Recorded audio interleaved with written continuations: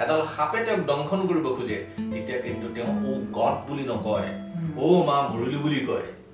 তেতিয়া তেওঁ কলৈ যায় ইংৰাজী ভাষাটো? তেতিয়া তেওঁ মাকক কিয় বিচাৰে? এই পৰম সত্যটো যিদিনাখন অসমীয়া মানুহে বুজি পাব বা পৃথিৱীৰ যিকোনো প্ৰান্তৰ নিজৰ নিজৰ ভাষাক ভাল পোৱা মানুহে বুজি পাব, সেইদিনাখনেই পৃথিৱীখন স্বাৱলম্বী হ'ব, স্বাভিমানী হ'ব। মই ভাৰতবৰ্ষৰ বিভিন্ন আশ্ৰমত গৈছো, সেই আশ্ৰমবিলাকত দেখিছো যে 5 বছৰৰ পৰা 20 বছৰ বয়সৰ অসংখ্য ল'ৰা ছোৱালীয়ে তাত ভাগৱত গুণগুণাই আছে, গীতা গুণগুণাই আছে, সংস্কৃতত গুণগুণাই আছে। এটা পৰিৱেশ পৰিস্থিতি নিজৰ নিয়ন্ত্ৰণত আনি আধ্যাত্মিক সত্তাৰে তেওঁলোক স্বৰ্গীয় হ'ব খুজিছে। আন্ধাৰ বহুত শক্তিশালী, পোহৰ আন্ধাৰতকৈ কম শক্তিশালী, কিন্তু আন্ধাৰে পোহৰক পৰাজিত কৰিব নোৱাৰে, কাৰণ পোহৰৰ শক্তি কম যদিও পোহৰৰ চিঞৰটো আটাইতকৈ বেছি বেগতকৈ মানুহক খুন্দা মাৰে। পচি যোৱা এচাম মানুহৰ হৃদয়ৰ কোণে কোণে সমাজৰ দুৰ্নীতিৰ বীজটো ইমান লহপহকৈ বাঢ়িছে যে এইটো উঘলি পেলোৱাটো বৰ সহজ নহয়।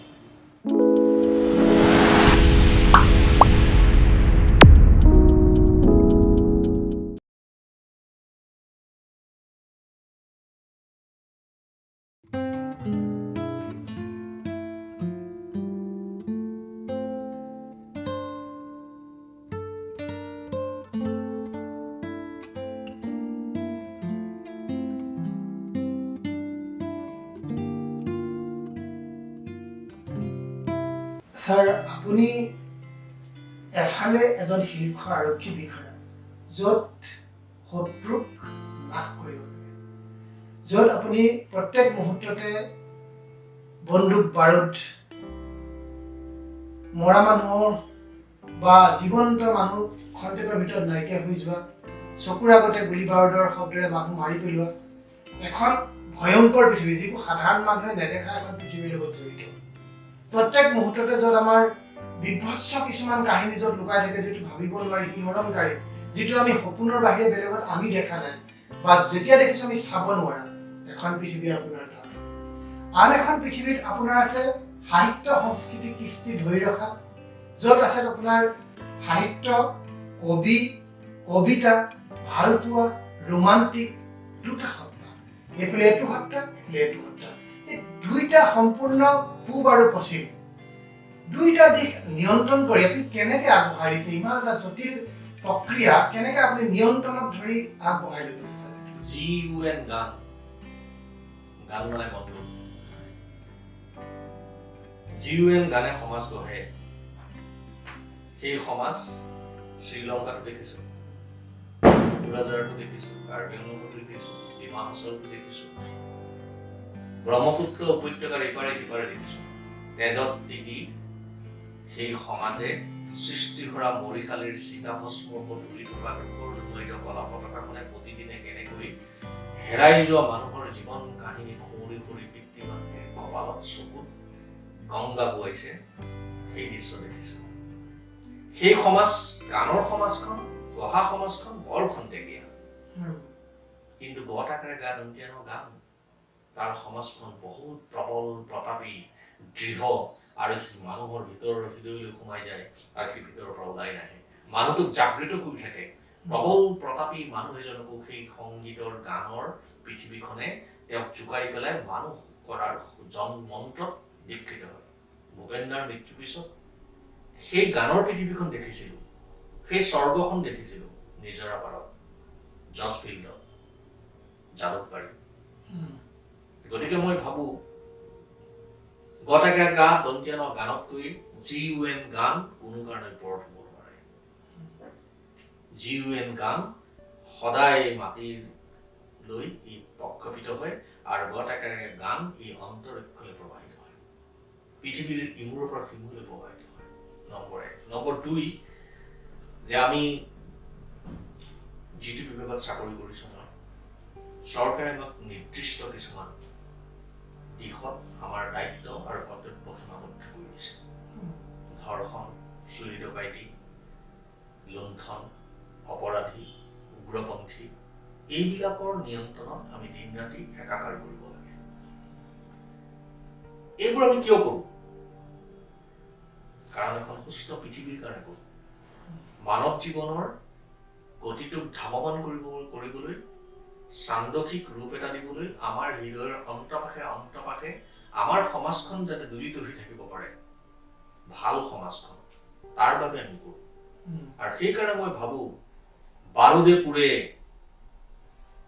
বুলেটে আঘাত কৰে, মৃত্যু চিতাতে হয়, মৰিশালীত চিতা জ্বলায়, আকাশ দূষিত হৈ যায়, নদী কলংকিত হৈ যায়, পথাৰ শস্যহীনা হৈ যায়, কিন্তু সেই শস্যহীনা হোৱা পৃথিৱীখনক আমি পুনৰ শস্যৰ পৃথিৱীলৈ ৰূপান্তৰ কৰি আমাৰ পেটৰ ভোকৰ আকাশ নিৰ্বাপিত কৰিব পৰা শক্তিটো ক'ত আছে?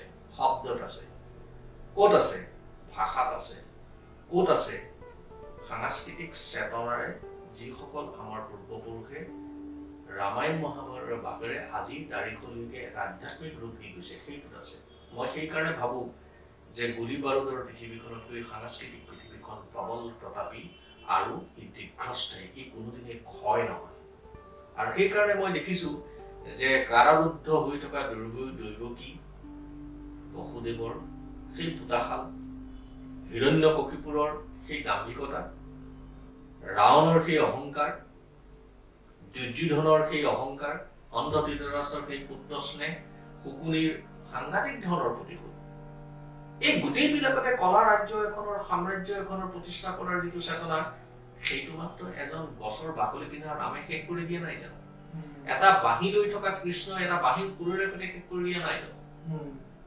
গতিকে মই ভাবো যে সুৰৰ পৃথিৱী জীৱনৰ পৃথিৱী, ৰঙৰ পৃথিৱী মানুহৰ পৃথিৱী, সৌন্দৰ্যৰ পৃথিৱী। সৌন্দৰ্য আমাৰ চকুত থাকিলে এন্ধাৰো কেতিয়াবা ৰঙীন হৈ যায়। মই এই মুহূৰ্তত ভাবিছো আপুনি প্ৰশ্ন কৰি থাকোতে যে এতিয়াও আমাৰ চাৰিওফালে অনেক এন্ধাৰ আছে। ক'ৰবাত কেতিয়াবা এনেকুৱা এটা চৰাই আহিব নেকি, কুহুমগুলীয়া ঠোঁটৰ চৰাই, আৰু যি ঠোঁটেৰে সৈতে সেই ৰাতিবোৰ কুটি কুটি খাব, আৰু ৰাতিবোৰ কুটি কুটি খাই পোহৰবোৰ লৈ আহিব, আৰু পোহৰবোৰ যেতিয়া লৈ আহিব ধপধপাই উৰি যোৱা চৰাই জাকে ক'ব, বাহ পৃথিৱীৰ মাটি তুমি ইমান ধুনীয়া, মানুহ ইমান ভাল। আৰু সেইবাবে মই বুদ্ধক সদায় স্মৰণ কৰোঁ। বুদ্ধিবৃক্ষৰ তলত বহো, কিন্তু সেই বুদ্ধিবৃক্ষৰ তলত বহিবলৈ এতিয়া সকলোতে গছবোৰ কাটি পেলোৱা হৈছে, গছৰ নৰা নেই, বহিবলৈ এডোখৰ মাটি নাই, গছৰ তলৰ মাটি। মই ভাবো যে আমাৰ বুকুৰে সৈতে এজোপা গছ ৰুব পাৰি নেকি, আৰু সেই গছজোপাত আকৌ বুদ্ধ আহিব, আৰু বুদ্ধ আহি ক'ব ইয়ালৈ এদিন ঈশ্বৰ আহিব, আৰু ঈশ্বৰ আহি ক'ব বাহ মানুহ ইমান ভাল, সেউজীয়া ইমান সুন্দৰ।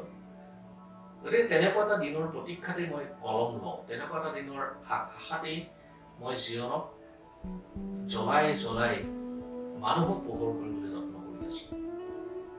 মোৰ এই যত্নৰ কালত অনেক প্ৰত্যাহ্বান আহিছে, হিংসা আহিছে, ষড়যন্ত্ৰ আহিছে, অপবাদ আহিছে, ঘৃণাৰে মোক উপচাই পেলোৱা হৈছে। সেইবোৰ প্ৰত্যাহ্বানক মই দুৰন্ত গতিৰে আহ্বানলৈ ৰূপান্তৰ কৰি সৰু বৰ সুন্দৰ আলিয়েদি মানুহৰ দুমনিৰ পদধ্বনি সমতাল সমৰুল সমদলেৰে সৈতে কেনেকৈ লৈ যাব পাৰো, আৰু সেইবোৰ কেনেকৈ পানীৰ সুতিৰে সৈতে কি গংগা ৰূপ ধৰি মহাসমুদ্ৰত বিলীন হৈ যায়, সেই কথাটো মই। আপুনি মহাসমুদ্ৰ এখন দেখিছে, মহাসমুদ্ৰত সি কিমান প্ৰবল প্ৰতাপী মহাসমুদ্ৰ, কিন্তু সেই প্ৰবল প্ৰতাপী মহাসমুদ্ৰখনৰ যিটো ঢৌ, সি 2 ছেকেণ্ড 1 ছেকেণ্ড মান থাকে, কিন্তু সেই সমুদ্ৰতকৈ ওপৰত থাকে। এই সমুদ্ৰতকৈ ওপৰত থকা যিটো তাৰ ভূষণ, তাৰ যিটো শিৰোনামা, তাৰ যিটো চন্দাত্ৰক, সেইটোৱে মানুহৰ পৃথিৱী এখনৰ কথা কল্পনা কৰোঁ মই। গতিকে মই ভাবো গছ এজোপা মাটিৰ তললৈ নোযোৱাকৈ সি কেতিয়াও ওপৰলৈ যাব নোৱাৰে। আমাৰ ল'ৰা ছোৱালীবিলাকে মাটিৰ তললৈ গৈহে ভাষাটো শিকিহে সি নিজে চহকী হ'ব পাৰিব। এই যে আপুনি অসমীয়া ভাষাৰ কথা ক'লে, বিদেশী ভাষাৰ কথা ক'লে, গছজোপা মাটিৰ তললৈ নোযোৱাকৈ সি কেতিয়াও সেউজীয়া হ'বই নোৱাৰে। আপোনাৰ ল'ৰা ছোৱালীয়ে মাটিৰ তললৈ, মাটিত ডিপিত খাই থকা সংস্কৃতি ৰসবোৰ বুটলি নোলোৱালৈকে সি শংকৰক উপলব্ধি কৰিব নোৱাৰে, মাধৱদেৱক উপলব্ধি কৰিব নোৱাৰে, জ্যোতিপ্ৰসাদক উপলব্ধি কৰিব নোৱাৰে, বিষ্ণুৰাভাক উপলব্ধি কৰিব নোৱাৰে। আমি ইমান সনাতন প্ৰমূল্যকৰ এটা চহকী মাটিৰ সন্তান, অমল সন্তান, জীৱনৰ বাটক আমি মানুহৰ সৌন্দৰ্য কৰিব পৰা শক্তি আমাৰ মাজত আছে। আমাৰ চকুৰ আগত চুমেৰীয় সভ্যতা, মেচুপটেমিয়া সভ্যতা, সিন্ধু উপত্যকা, নীলনৈৰ সভ্যতা, গংগা উপত্যকাৰ সভ্যতাই বাৰম্বাৰ হাত বাউলি দি উপৰ্যুপুৰি মাতি থকাৰ পিছতো আমাৰ চকুত গান্ধাৰী কলা কাপোৰৰ দৰে এখন কলা কাপোৰ আছে, যি কলা কাপোৰখনে নিজৰ ভাষাটো গেলাগি কৰি পৰৰ ভাষা এটাৰ সৈতে চহকী হ'বলৈ গৈ আমি সিফালেও নহলো ইফালেও নোহোৱা এক দুদিল্যমান ত্ৰিসংগ অৱস্থাত আমি ওলমি থাকিলো। এনে জীৱনৰ এনে মানুহৰ সংজ্ঞাৰ কি প্ৰয়োজন আছে? কিবা প্ৰয়োজন আছে জানো? সেইখিনি কথাই সৈতে মই এই কথাখিনিক আপোনাক এই কথাটোৱে ক'ব খুজিছো যে মৌলিক আপোনাৰ ভিতৰৰ বস্তুটো জাগৃত কৰিব পাৰিলেহে আপুনি সেই কথাৰ উপলব্ধিৰ গৰাকী হ'ব পাৰিব, সেই জীৱনৰ গৰাকী হ'ব পাৰিব, যিটো জীৱনৰ গৰাকী মৃত্যুৰ শেষ মুহূৰ্তলৈকে পিতামহ ভীষ্মই জানিবৰ কাৰণে বহুদেৱ শ্ৰীকৃষ্ণৰ বাবে অপেক্ষা কৰি আছে। স্যাৰ, এজন শীৰ্ষ আৰক্ষী বিষয়া হিচাপে আপোনাৰ জীৱনৰ প্ৰত্যাহ্বান কেনেকুৱা কওকচোন স্যাৰ? জীৱনত বহুত প্ৰত্যাহ্বান আহিছে। মই প্ৰবেশন পিৰিয়ডত শিক্ষানবিশ হিচাপে DSP শিক্ষানবিশ হিচাপে যেতিয়া মই দৰং জিলাত কাম কৰি আছিলোঁ, সপ্তাহটোৰ 5 দিন 6 দিন আমি শুব পৰা নাছিলোঁ। আমাৰ আৰক্ষী অধীক্ষক আছিলে অসম আৰক্ষীৰ এজন অতি সুযোগ্য আৰু অতি দক্ষ আৰক্ষী বিষয়া শ্ৰী পল্লৱ ভট্টাচাৰ্য। তেওঁৰ অধীনত মই শিক্ষানবিশ হিচাপে দৰং জিলাত কৰ্মৰত আছিলোঁ। তেতিয়া দৰং জিলাখন অবিভক্ত আছিল, ওদালগুৰি দৰং জিলাৰ লগতে আছিল। দৰং জিলাৰ চৌপাশে আলফা NDFBৰ এক আৰু বেংগলী টাইগাৰ ফোৰ্চ, এই তিনিটাৰ শক্তি ইমান প্ৰবল আছিল যে সাংঘাতিক ধৰণৰ। পথাৰত আমি মোৰ বিবাহৰ দিন আছিলে, বিবাহৰ দিনত আমি বেংগলী টাইগাৰ ফোৰ্চৰ ল'ৰা দুজন ধৰিছিলোঁ। সেই দুজনক লৈ পেলাই আমি নলবাৰী যাব লগা হৈছিল আৰু ইতিমধ্যে মোৰ বিয়াৰ ডেট পাৰ হৈছিল। মই বিয়াৰ ডেট পিছাব লগা হৈছিল। গতিকে পৰৱৰ্তী এটা ডেটতহে বিয়া আমি কৰিব, মই ডেট ঠিক কৰি পাই কৰ্তব্যই মোক সেই কামটো কৰিবলৈ বাধ্য কৰিছিল। প্ৰতি নিশাই উগ্ৰপন্থীৰ সৈতে আমাৰ অপাৰেশ্যন চলিছিল। যিকোনো মুহূৰ্ততে যিকোনো প্ৰত্যাহ্বান আহিব পাৰে, সেইবোৰ ধৰণৰ হৈছিল। মই গহপুৰৰ মহকুমা আৰক্ষী বিষয়া আছিলোঁ NDFBৰ অধ্যুষিত এলেকা এটাত। কাৰ্বি আংলঙত মই কৰ্মৰত আছিলোঁ। কাৰ্বি উগ্ৰপন্থীসকলৰ সৈতে সমানে যুঁজিব লগা হৈছিল। ডিমা হাছাওত মই কৰ্মৰত আছিলোঁ, তাতো DSD বা তেওঁলোকৰ উগ্ৰপন্থীসকলৰ লগত কৰিব লগা হৈছিল। এই খাকী পোচাকযোৰ পিন্ধি জুই জ্বলি ছাই হোৱা ঘৰবোৰৰ ভেটিৰ ওপৰেদি ঘূৰি ফুৰিছিলোঁ। সাম্প্ৰদায়িক সংঘৰ্ষ হৈছিল গোচাইগাঁও কোকৰাঝাৰ। জুই জ্বলি ছাই হোৱা ঘৰবোৰৰ ভেটিৰ ওপৰেদি যেতিয়া ঘূৰি ফুৰিছিলোঁ, তেতিয়া মানুহৰ কান্দোলে বহুত সেই যন্ত্ৰণাৰ জন্ম দিছিল, যি যন্ত্ৰণাই মই কোনোদিনেই পাহৰিব নোৱাৰোঁ। মই সেইখিনি সময়ত মানুহটো দুটা হৈ যাওঁ। আৰু তেতিয়াই মই এটা কবিতা লিখিছিলোঁ, এই যে মই মানুহটো কোনোদিনেই ভিতৰত ঠিক লৈ থকা মানুহটোৰ সৈতে মুখামুখি হ'ব নোৱাৰোঁ। যেতিয়াই মই ভিতৰৰ মানুহৰ সৈতে মুখামুখি হওঁ, তেতিয়াই এখন যুদ্ধ ক্ষেত্ৰত মই উপনীত হওঁ। সেই যুদ্ধ ক্ষেত্ৰত যেন দুৰ্যোধনৰ বিৰাট অধ্যায় চলিছে আৰু অৰ্জুনে যেন ধনু চনু সামৰি পেলাই ক'ৰবালৈ পলাই যাব, এনেকুৱা এটা চেতনা যেন মানুহবিলাকে দিব খুজিছে। কিন্তু মই ভিতৰৰ পৰাই যেন অৰ্জুনক কৈছোঁ যে তুমি ধনুকাঁড় ধোৱাই লোৱা আৰু যুদ্ধ ক্ষেত্ৰত অৱতীৰ্ণ হ'ব। তেনেকুৱা পৰিৱেশৰ মাজেদি আহিছোঁ। আহি পেলাই প্ৰত্যাহ্বান গ্ৰহণ কৰিছিলোঁ। যেতিয়া মই আৰক্ষী অধীক্ষক হিচাপে কৰ্মৰত আছিলোঁ, তেতিয়া ড্ৰাগছৰ পৃথিৱী এখন, কলা বেপাৰৰ পৃথিৱী এখন, চোৰাং তেলৰ পৃথিৱী এখন, গৰু চোৰাং পৃথিৱী এখনৰ লগত মই যুঁজ দিব লগা হৈছিল। আৰু মোৰ সেই আৰক্ষী অধীক্ষকৰ সেই সময়খিনি আছিলে মোৰ বাবে আটাইতকৈ প্ৰত্যাহ্বান। আৰু আটাইতকৈ মই সুখ পাইছিলোঁ যে মই সমাজৰ বহুবোৰ দুৰ্নীতিৰ বিৰুদ্ধে, কলা টকাই হওক, ড্ৰাগছৰ বিৰুদ্ধে হওক, চোৰাং তেলৰ বিৰুদ্ধে হওক, চোৰাং কাঠৰ বিৰুদ্ধে হওক, চোৰাং গৰুৰ বিৰুদ্ধে হওক, আৰু যিটো চাইবাৰ ক্ৰাইমছ যিটো কৰে আজিকালি, সেইটোৰ বিষয়ে মই যথেষ্টখিনি কাম কৰিছোঁ বুলি মই নিজে গৌৰৱ অনুভৱ কৰিছোঁ। আৰু এটা কথা মই অনুভৱ কৰোঁ যে মোৰ দিনতেই যিসকল তিৱা টাইগাৰ ফোৰ্চ আছিলে, ওজন পৰিমাণৰ অস্ত্ৰ শস্ত্ৰ তেওঁলোকে মোৰ ওচৰত সম্বন কৰিছিল, মোক আনি জমা দিছিল। অৱশ্যে মই তাৰ পৰা বদলি হোৱাৰ পিছত সেইটো আনুষ্ঠানিকভাৱে এটা অনুষ্ঠান বেলেগে কৰা হ'ল। কিন্তু মই এটা কথা কওঁ, তিৱা টাইগাৰ ফোৰ্চৰ যিসকলে তেওঁ মোৰ ল'ৰাজন কিবা বেমাৰ হৈ পেলাই মৰিলে, তেওঁলোকে যেতিয়া মোক এই অস্ত্ৰ শস্ত্ৰবিলাক দিছিল, মোৰ ভয়ত তেওঁলোকে দিয়া নাছিল। মই সমাজত প্ৰদান কৰা বক্তৃতা আৰু মই সমাজৰ প্ৰতি আগবঢ়োৱা সেৱাৰ প্ৰতি আনুগত্যশীল হৈ তেওঁলোকৰ 4জন ল'ৰাই আহি পেলাই মোক কৈছিল যে ছাৰ, আমি আত্মসমৰ্পণ কৰিম, অস্ত্ৰ শস্ত্ৰ জমা দিম, আপুনি আমাক ব্যৱস্থাখিনি কৰক। এইখিনি কাম মই মোৰ জীৱনৰ এটা আটাইতকৈ ডাঙৰ সাফল্য বুলি মই অনুভৱ কৰোঁ। বহুত অভিযান হৈছে আমি দেখিবলৈ পাইছোঁ, অতি পৰিতাপৰ কথা, অতি দুখৰ বিষয়। যদিও ইমান অভিযান চলি আছে, দিনক দিনে ড্ৰাগছ খোৱা লোকৰ সংখ্যা বাঢ়ি গৈছে।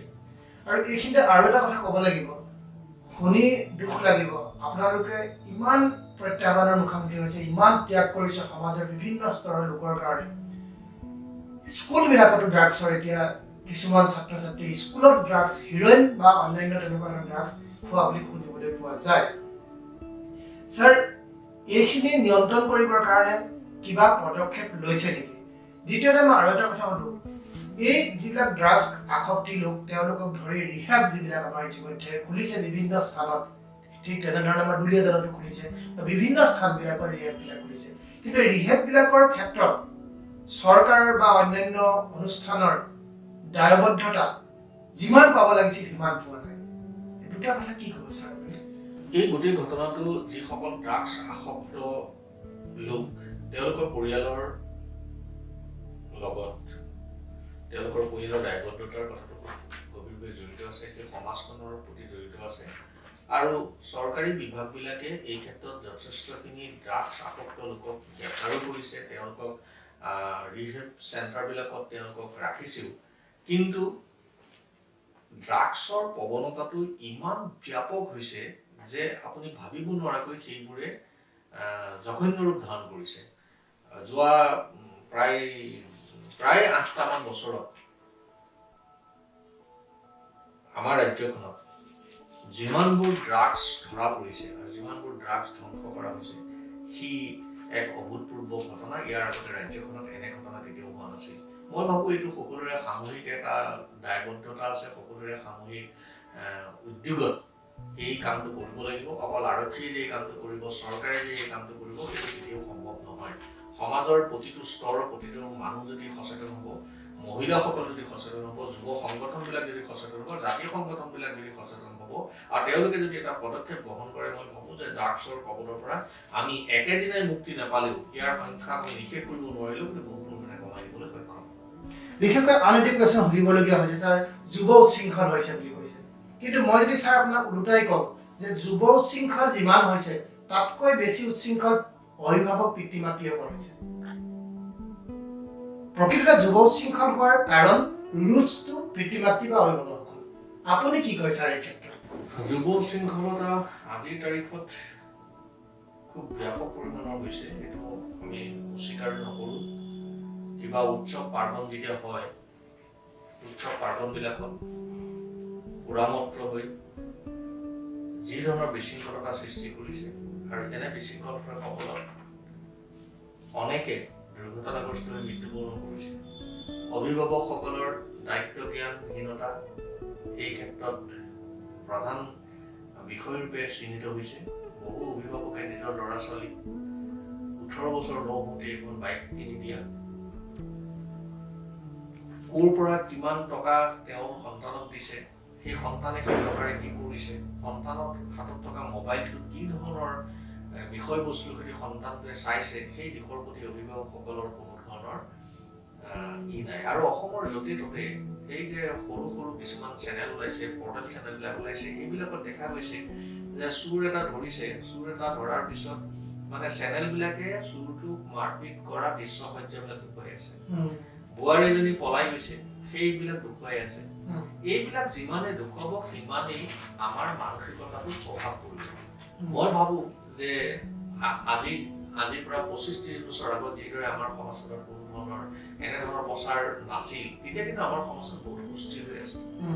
এতিয়া সেই সুস্থিৰতাটো ভাঙিছে। প্ৰয়োগীয় দৃষ্টিভংগী, বস্তুৰ চৰা দাম, দেহজ বাসনা, মানুহৰ মূল্যবোধহীন জীৱন যাত্ৰা আৰু যিটো উপভোগৰ যিটো জীৱনৰ নিচা, এই উপভোগৰ নিচাই মানুহক গোলকীয় জগতৰ যেন ইমূৰৰ পৰা সিমূৰলৈ দুৰন্ত গতিত ঘূৰাই ফুৰিছে। পৃথিৱীখনত যেন উপভোগৰ বাহিৰে বেলেগ একোৱেই নাই। এচাম অভিভাৱকৰ তেনে ধ্যান ধাৰণা আৰু নতুন প্ৰজন্মৰ একাংশই সেই ধৰণৰ কামবোৰ কৰে। মই ভাবোঁ শংকৰদেৱ সংঘৰ এই ক্ষেত্ৰত এটা গভীৰ দায়িত্ব আছে। গুৰুজনাৰ জীৱনক, কৃষ্ণৰ জীৱনক, বিষ্ণুৰ জীৱন দৰ্শনক প্ৰতিনিধিত্ব কৰিব পৰাকৈ নতুন প্ৰজন্মক প্ৰভাৱিত কৰিব পৰাকৈ শংকৰদেৱ সংঘই এক ভূমিকা পালন কৰিব পাৰে আৰু শংকৰদেৱ সংঘৰ এই ক্ষেত্ৰত লাখ লাখ ভক্ত আছে এই লাখ লাখ ভক্তৰ তেওঁলোকৰ লাখ লাখ যুৱক যুৱতীও আছে গতিকে সেই যুৱক যুৱতীসকলক যদি শংকৰদেৱ সংঘই এটা বিষয় হিচাপে লৈ তেওঁলোকক যদি পথলৈ আনিব পাৰে মই ভাবোঁ যে একেদিনাই জুইকুৰা নুমুৱাব নোৱাৰিব পাৰোঁ কিন্তু জুইকুৰাৰ শক্তিটো কমি আহিব আৰু এই ক্ষেত্ৰত জাতীয় সংগঠনবিলাকৰো দায়িত্ব আছে আৰু জাতীয় সংগঠনবিলাকে কেৱল সংগ্ৰাম কৰা শ্লোগান দিয়া এই কথাটোতে সীমাবদ্ধ থাকিব নালাগে কাৰণ সমাজৰ মূল শিপাডাল কলৈ গৈছে মূল শিপাডালে মাটিৰ কিমান তললৈ গৈছে এই মাটিত খামুচি ধৰিব পাৰিছে নে নাই সেই কথাটোকো জাতীয় সংগঠন বা শংকৰদেৱ সংঘৰ দৰে জাতীয় বৃহৎ অনুষ্ঠানবিলাকে মন কৰাটো দৰকাৰ আৰু মই ভাবোঁ এনেধৰণৰ আধ্যাত্মিক চিন্তা চেতনাৰে সৈতে যদি আমি আগবাঢ়ো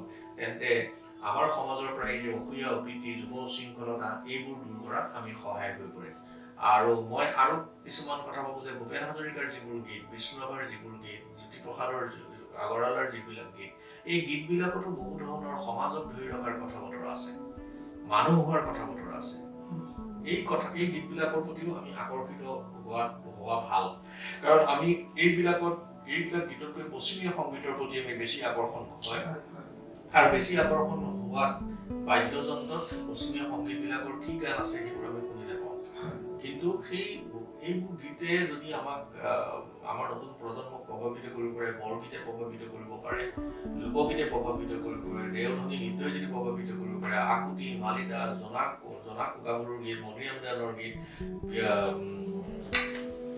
গৰখীয়া সবাহৰ গীত আইনাম বিয়ানাম ভেকুলী বিয়া এইবিলাকৰ এই গোটেই যিটো মাটিৰ লোক সংস্কৃতিৰ প্ৰতি যদি আমি যুৱ প্ৰজন্মক আকৰ্ষিত কৰিব পৰাকৈ এক প্ৰণালীবদ্ধ যদি কাম আমি আমাৰ জাতীয় সংগঠনবিলাকে কৰিব পাৰে সমাজে কৰিব পাৰে সত্ৰবিলাকে কৰিব পাৰে নামঘৰবিলাকে কৰিব পাৰে মই ভাবোঁ যে যুৱ উশৃংখলতা দূৰ কৰাত আমি কৃতকাৰ্য হ'ম কেৱল পঢ়া শুনা কৰি বা সমাজত ভাষণ দিলেই যুৱ উশৃংখলতা দূৰ হৈ নাযায় আৰু আমি যিদৰে যুৱ উশৃংখলতা বুলি আমি কৈছোঁ যুৱকসকল মোৰ সন্তান আপোনাৰ সন্তান আমি অভিভাৱকসকলে এই ক্ষেত্ৰত কিয় দৃষ্টিহীনভাৱে তেওঁলোকক মুক্ত মনেৰে তেওঁলোকক জীৱনটো পাৰ কৰিবলৈ আমি এৰি দিছোঁ গতিকে মই ভাবোঁ যে এটা সময়ত এনে উশৃংখল যুৱকসকল গৈ চাৰিআলি এটা থিয় হ'ব যিদিনা তেওঁলোকে চাৰিআলিত থিয় হ'ব সেইদিনাখন দেখিব যে চাৰিআলিটোত বহুত কেইখন চাইনবোৰ্ড আছে কোনখন চাইনবোৰ্ডৰ বাটেৰে গ'লে তেওঁলোকে নামঘৰৰ ভেটিটো পাবগৈ সেই দৃষ্টি তেওঁলোকৰ চকুত নাথাকিব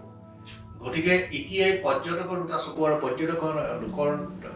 পৰ্যটকৰ এখন হৃদয় আৰু পৰ্যটকে দুখন কাণেৰে যি শুনে যি দেখে যি উপলব্ধি কৰে সেই কথাটো অভিভাৱকসকলে বুজা উচিত আৰু আমাৰ জাতীয় সংগঠনবিলাকেও তেনে দৃষ্টিভংগীৰে সৈতে তেওঁলোকে এটা বলিষ্ঠ ভূমিকা পালন কৰিব লাগিব আৰু বলিষ্ঠ ভূমিকা যদি পালন নকৰে তেন্তে অসমৰ অনাগত হাঁহিৰ স্তম্ভত এটা বিষাদ মিহলি হাঁহিয়ে আমাক আগুৰি থাকিব এই বিষাদ মিহলি হাঁহিটোৰ পৰিৱৰ্তে এটা আনন্দমুখৰ হাঁহিৰ পতাকা এখনে যাতে আমাক সদায় ধুৱাই থাকে বা দি থাকে তাৰ প্ৰতি আকৰ্ষিত হ'বলৈ যুৱ শক্তিটোৰ একান্ত দৰকাৰ আছে যুৱ শক্তি যদি আজি বিকলাংগ হয় অনাগত দিনত সমাজ বিকলাংগ হ'ব সমাজ বিকলাংগ হ'লে জাতীয় চৰিত্ৰ নিশেষ হ'ব জাতীয় চৰিত্ৰ যেতিয়া নিশেষ হ'ব পৃথিৱীৰ বুকুৰ পৰা আমি হেৰাই যাম আৰু পৃথিৱীৰ বুকুৰ পৰা আমি যদি হেৰাই যাম তেতিয়া এই ভূখণ্ডত আমাৰ কীৰ্তনী ধীমান পূৰ্বপুৰুষসকলে মহাপুৰুষসকলে কৰা ত্যাগ তেওঁলোকে কৰা জীৱনৰ সৌন্দৰ্যবিলাক কলা ধূসৰ ধুমায়িত হৈ পৰিব মই তেনে বাটটোক ৰুদ্ধ কৰি প্ৰগতিৰ বাটেৰে ৰঙৰ পৃথিৱী এখনৰ কথাহে নিৰন্তৰ চিন্তা কৰি থাকোঁ অকণমান বেলেগ এটা লাইনলৈ আহিছোঁ ডক্টৰ নন্দ সিং বৰকলা এই বৰকলা শব্দটো ক'ৰ পৰা আহিলে কেনেকৈ আহিলে বহুতো লোকে মোক সুধিছে যে বৰকলাটো ক'ৰ পৰা আহিলে আৰু বৰকলা শব্দটোৰ লগত জড়িত ছাৰৰ নামটোৰ বিষয়ে বিশ্লেষণ মই আগতেই কৈছোঁ যে মই নগাঁও জিলাৰ অসমীয়া শিখৰ বসতি প্ৰধান গাঁও বৰকলাত জন্মগ্ৰহণ কৰিছোঁ 2012 চনত ভাৰতীয় সাহিত্য একাডেমীৰ ৰাষ্ট্ৰীয় লেখক শিবিৰ অনুষ্ঠিত হৈছিল কাশ্মীৰৰ লৈ যেতিয়া আমি গৈছিলোঁ আৰু কাশ্মীৰৰ SP কলেজৰ যিটো অডিটৰিয়াম সেই অডিটৰিয়ামটোত ৰাষ্ট্ৰীয় লেখক শিবিৰ অনুষ্ঠিত হৈছিল আৰু সেই ৰাষ্ট্ৰীয় SP কলেজৰ সেই হলটোত দেখিছিলোঁ যে সুনীল গংগোপাধ্যায় ৰবীন্দ্ৰনাথ টেগোৰ অমৃতা প্ৰীতম ডক্টৰ হৰভজন সিং আদিকে ধৰি ভাৰতবৰ্ষৰ ধীমান কীৰ্তনী লেখকসকলৰ ডাঙৰ ডাঙৰ ফটো আছিল সেই লেখক শিবিৰত সাহিত্য একাডেমীয়ে এটা নিয়ম আছে যে এলফাবেটিকেলি তেওঁলোকে লেখকসকলক মাতে আৰু সেই অনুসাৰে অসম এ বা স্বৰেয় গতিকে মাতিলে মোকেই প্ৰথম মাতে সেই লেখক শিবিৰৰ মই মোক প্ৰথমতে মুকলি কৰিছিলোঁ গতিকে মই তাত এটা নিয়ম আছিলে যে প্ৰথমতে প্ৰান্তীয় ভাষাত তেওঁলোকে কবিতা গল্প পঢ়িব আৰু প্ৰান্তীয় ভাষা পঢ়ি হোৱাৰ পিছত তেওঁলোকে ইংৰাজী বা হিন্দীত কবিতাটো বা গল্পটো ৰূপান্তৰ কৰি পঢ়িব এতিয়া মই যেতিয়া পঢ়িলোঁ মই 2-3টামান লাইন পঢ়াৰ পিছতে গোটেই হলত মানুহবোৰ থিয় হ'ল থিয় হৈ যোৱাৰ পিছত মোৰ ভয় লাগিছে যে মোৰ কিবা ভুল হ'ল নেকি তাৰপিছত কবিতাটো যেতিয়া পঢ়ি শেষ কৰিলোঁ শেষ কৰাৰ পিছত সকলোৱে হাত তালি দিলে তাৰপিছত মই ইংৰাজীত পঢ়িবলৈ যত্ন কৰোঁতে মোক ষ্টপ কৰিলে মোক বন্ধ কৰিলে যে আপুনি পঢ়িব নালাগে আপুনি পুনৰ পিছৰ কবিতাটো অসমীয়াতে পঢ়ক মই আৰু এটা কবিতা অসমীয়াতে পঢ়িলোঁ পঢ়াৰ পিছত তেতিয়া সেই অধিৱেশনত সেই লেখক শিবিৰৰ যিজন পৰিচালক সভাপতি তেওঁ তেতিয়া ক'লে যে এইখনে ভাৰতবৰ্ষ য'ত এজন মানুহৰ মূৰত পাগুৰিৰ মুখত দাড়ি থকাৰ পিছতো তেওঁ শিখ কিন্তু তেওঁ এটা বেলেগ প্ৰান্তীয় ভাষাত নিজে জাহ গৈছে আৰু তেওঁ তাত কবিতা পঢ়িছে মোক সেইখিনি খুব প্ৰশংসাই ঘূৰাই দিলে বিভিন্নজনে আহি পেলাই সাৱটি ধৰিছে হেণ্ডছেক দিছে অনেকে অটোগ্ৰাফ লৈছে এই কথাবিলাকে মোক খুব উৎসাহিত কৰিলে যে মই বহুত এজন যেন ভাল সাহিত্যিক মই পিছত ভাবিছোঁ মইতো ইমান ভাল সাহিত্যিক নহয় মোক তেওঁলোকে কিয় কৰিলে তেতিয়া মই উপলব্ধি কৰিছিলোঁ মোক এই ভাষাটোৰ কাৰণে মই এই সন্মান পালোঁ কাৰণ মোৰ আইমুখৰ ভাষাটোৱে আজি গোটেই ভাৰতবৰ্ষত মোক চিনাকি কৰি দিলে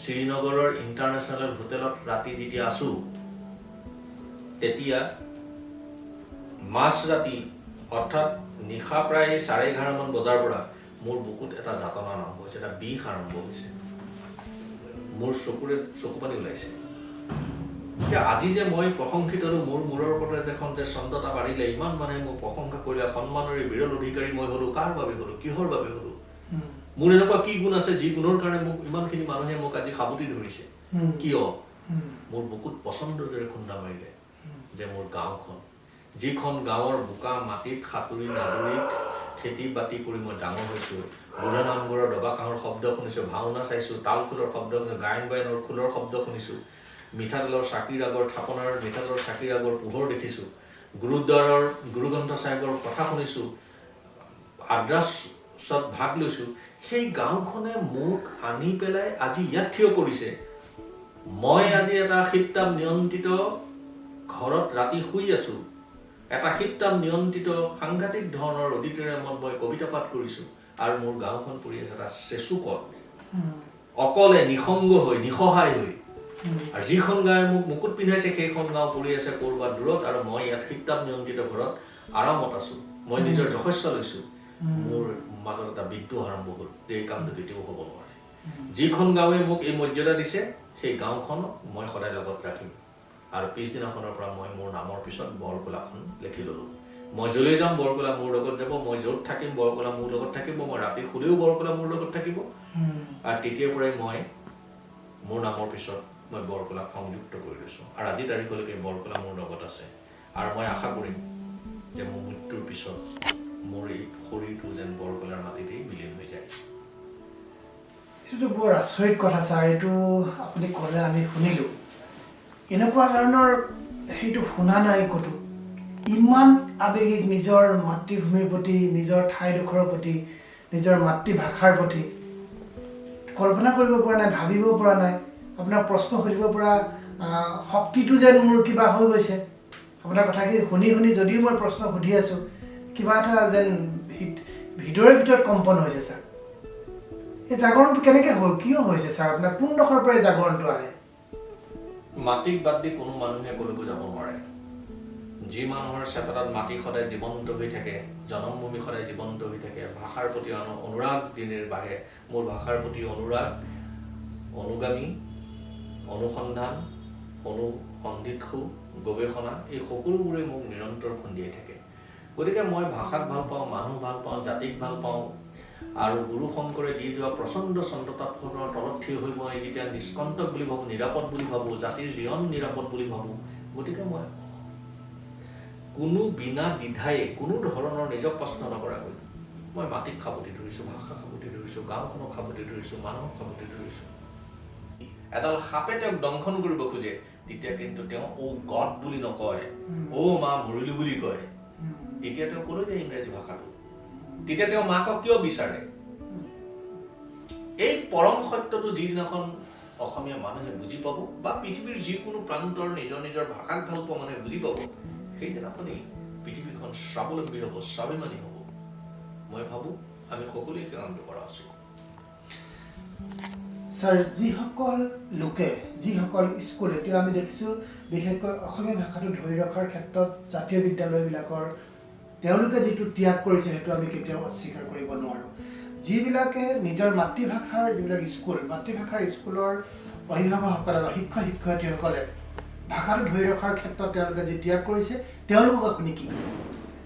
মই অতি আশাবাদী আৰু মই অসম জাতীয় বিদ্যালয়ত 2023 চনৰ 1 জানুৱাৰী তাৰিখে মোক বিশিষ্ট অতিথি হিচাপে, নিৰ্দিষ্ট বক্তা হিচাপে তালৈ লৈ গৈছিল আৰু মই জানিব পাৰিলোঁ যে সমগ্ৰ অসমত 6 লাখ নতুন নতুন শিশুৱে আমাৰ মাতৃভাষাৰে শিক্ষা লাভ কৰি আছে।